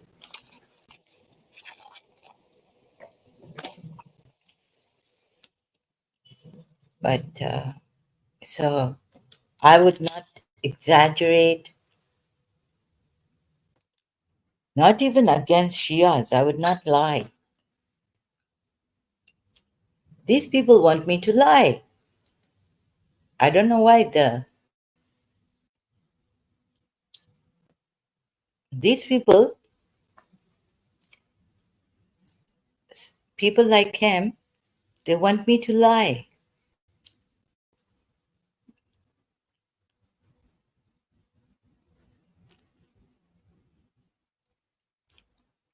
I wonder why. So, and Haris and another one, who was he? They've had, looked like a Muslim to me, but where's it? Where's my notes so that I know his name? I've forgotten his name, with whom Haris was having.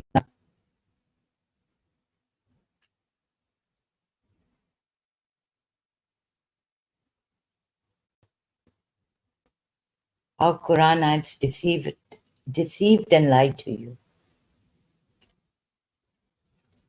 Notes. I'm in my notes here. Seeking means of approach. Prophet Muhammad, visit Haris Sultan. From there,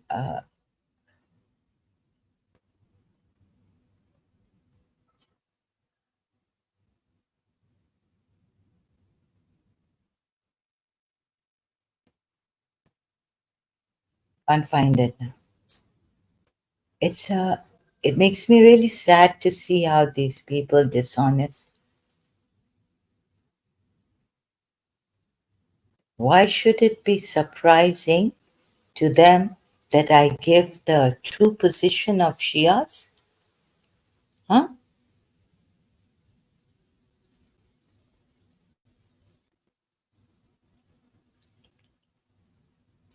You want me to lie against Shias?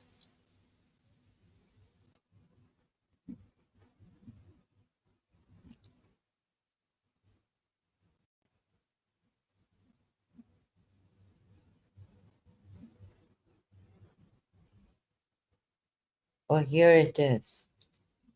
Where was it? Haris Sultan. Can we say this mind has not lost connection with pure awareness? God is light.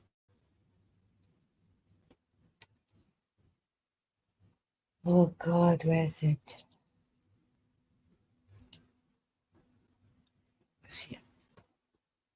Seems like a very systematic way of discouraging me. Seems like a very systematic way of discouraging me and in this condition. People coming here, seems like a very because they know I get discouraged by liars, dishonest people.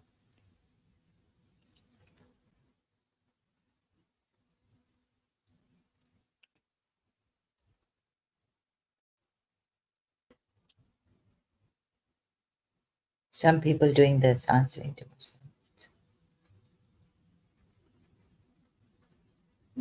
Ah, here it is. My notes from Haris Sultan and Pandit Mahendra Pal.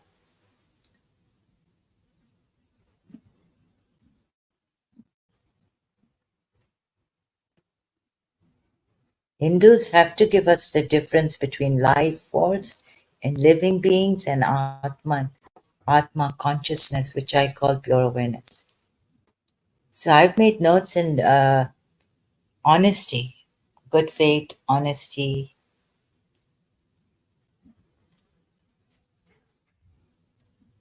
When a human dies or is dying, life force has left. So even Haris Sultan was not convinced with what Pandit Mahendra Pal had given him. The arguments for God's existence.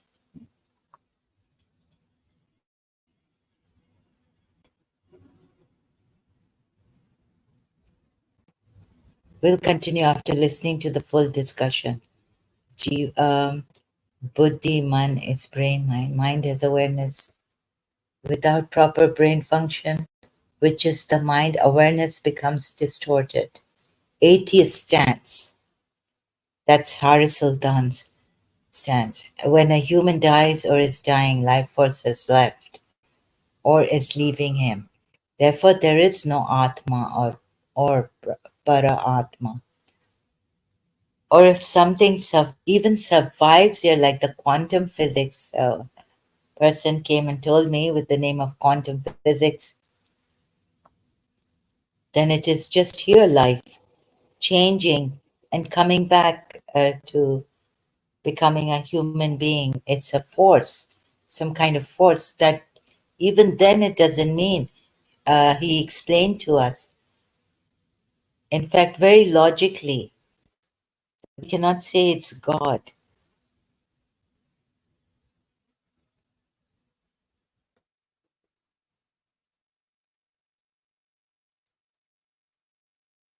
We cannot say it's God.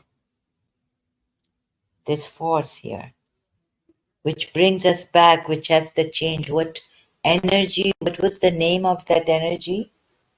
Even quantum physics has gone far to say that there's a certain kind of energy or something, force.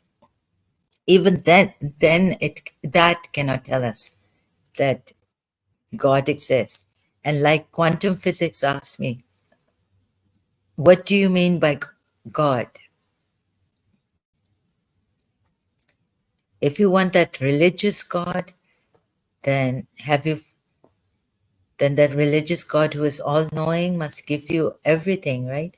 How to, or the messenger to give it to you, how to, what is this body part, what is your anatomy, how to heal yourself, your heart, your liver, your pancreas, they have cancer, how to, all the diseases, body, skin, eyes, brain damage, no mental illness.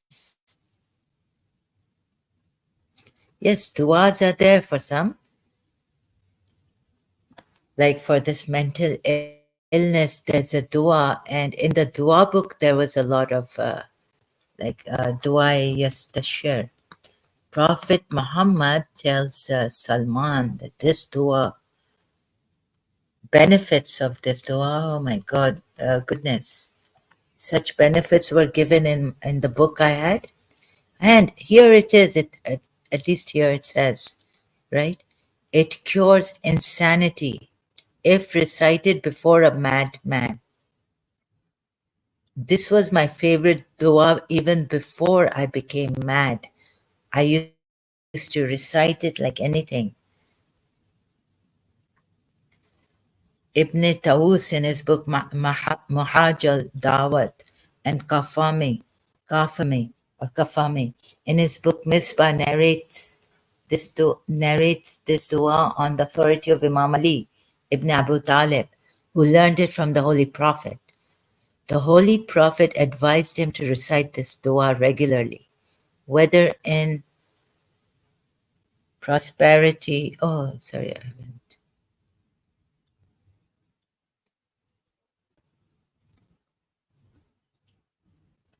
Sorry, continuing from where now I left off.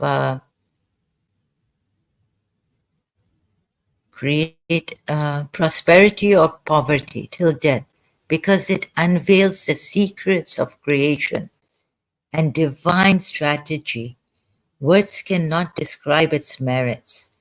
Intelligent Intelligence cannot describe its meanings.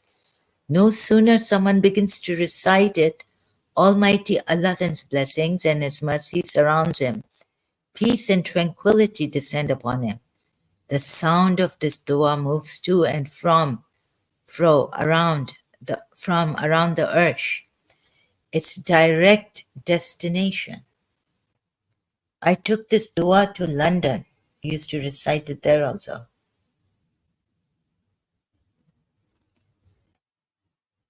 Okay, so we have such duas to even cure insanity. So look at the benefits of this dua. Like you find the secrets of the Arsh.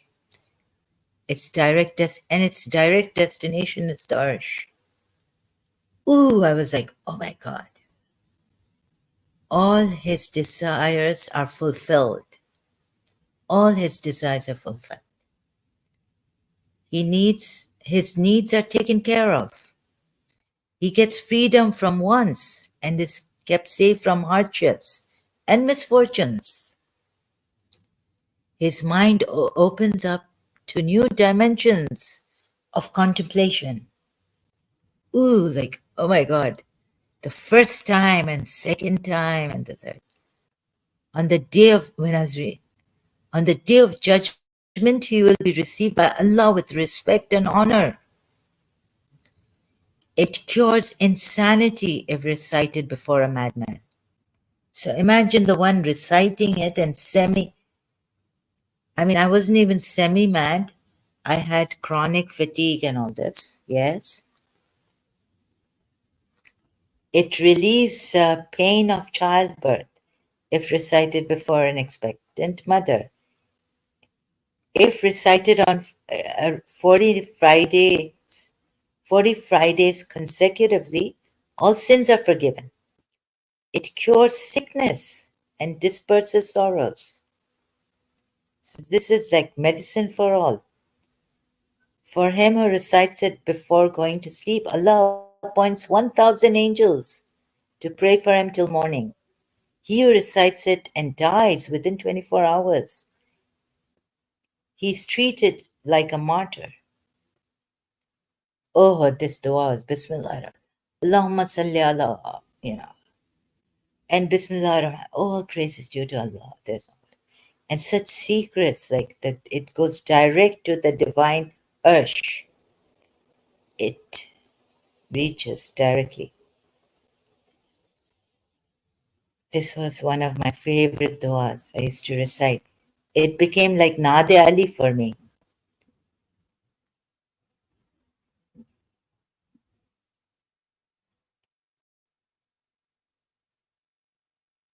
So now, what time is it? How many? Okay, the battery also of this. I have to recharge this device of mine. No, the even there. I mean, there's lack of evidence, but I'm still doing something. Ismaili duas and all. This Imam has, because thank God, I mean, this Imam I really admire his peace, uh, his ways I really admire. Although I'm not an Ismaili, and I'm told that he helps AKDN, his AKDN is around the world helping, helping hands for everyone.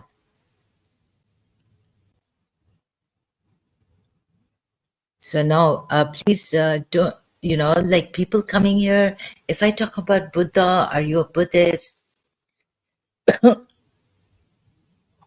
Before that, are you Sanatan? Are you Hindu?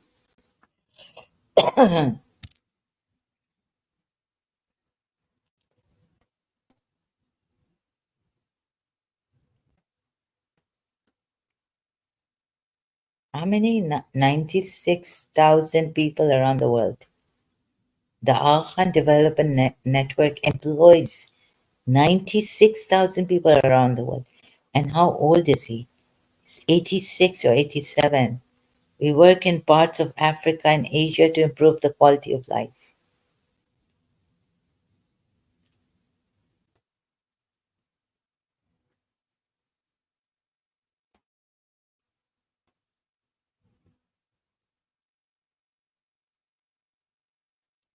And yes, I can trust this with my eyes closed.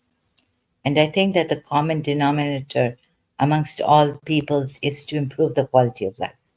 That is a basic fact that I have seen communities that have conflictual relationships. You see the conflict in man too. So, where to start? I tried to start from the cause, one main root cause of all this conflict in man, in human beings, individual. over decades changed their whole philosophy of life because they had come together around a common purpose that they had defined, not our agencies, they had defined. They had told us in their societies, in their organizations, what were the priorities they wanted, and thus, along with their priorities and what they defined, AKDN worked for them. His Highness Aga Khan, London, October 2012. Around the world, and I think this is all for humanity also, right? They try to get their people Ismailis, but look, I mean, wherever they can reach, even beyond their Ismailis, their communities, their people.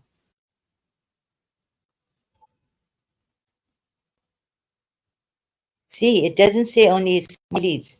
It says the AKDN Al Khan Development Network is dedicated to improving the quality of life of those in need, mainly in Asia and Africa, irrespective of their origin, faith, even, or gender. Faith, even, this is very important. Our multifaceted development approach aims to help communities and individuals become self reliant. Self reliant. This is what I want, never to be dependent on anyone.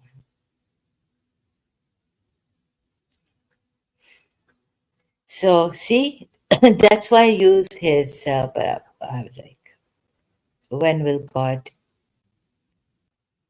just give me freedom from all this and just fade away, completely annihilate myself so that this Imam, I believe in my, like, he's proven it in his life.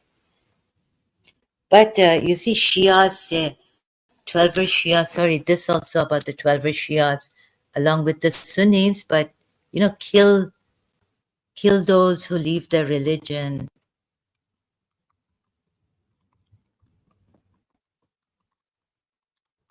This I cannot. This came as a shock to me. I wasn't told this, I have to say. Apostasy in Islam. Look, I keep showing you 12er Shias, the death penalty for apostasy. You can see in the 12er Shias. Now this, in the Quran ayats, Ismailis, sorry, for me, this is a lot. Even this, and there's a contradiction in this, right? So please check Surah Baqarah 256 in your Quran that I received from Empowering Family, this new website. And Surah Baqarah and Surah, what is it?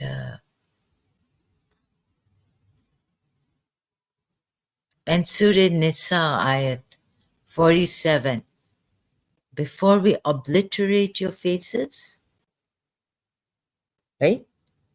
So I hope I can reach out, not in this way, not in the AKDN way, but yes, I wish I could. I wish I could. And you become self-reliant in yourselves also. And find the light in yourself, the divine light. If you have believed in a divine light, or we can, or help me find out whether there is a divine light in us. And that could not be God, but that could be in the energy that is here, the light that is here, that comes from the sun, even solar system. I don't know.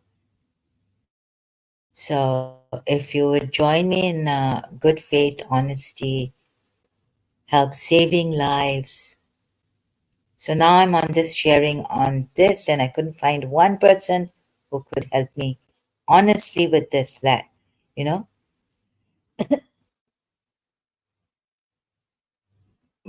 bringing reincarnation. God knows. 4 hours have gone now. Okay, I have to go now because I think, yeah, I should quit 4 hours.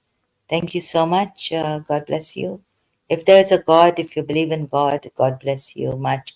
Your family members, your friends, and all that. Best wishes to the atheists and wishes, or if we have, yeah, we have wishes. We have some, I guess, atheists would believe, but not in that wishful thinking way, which leads us to delusions.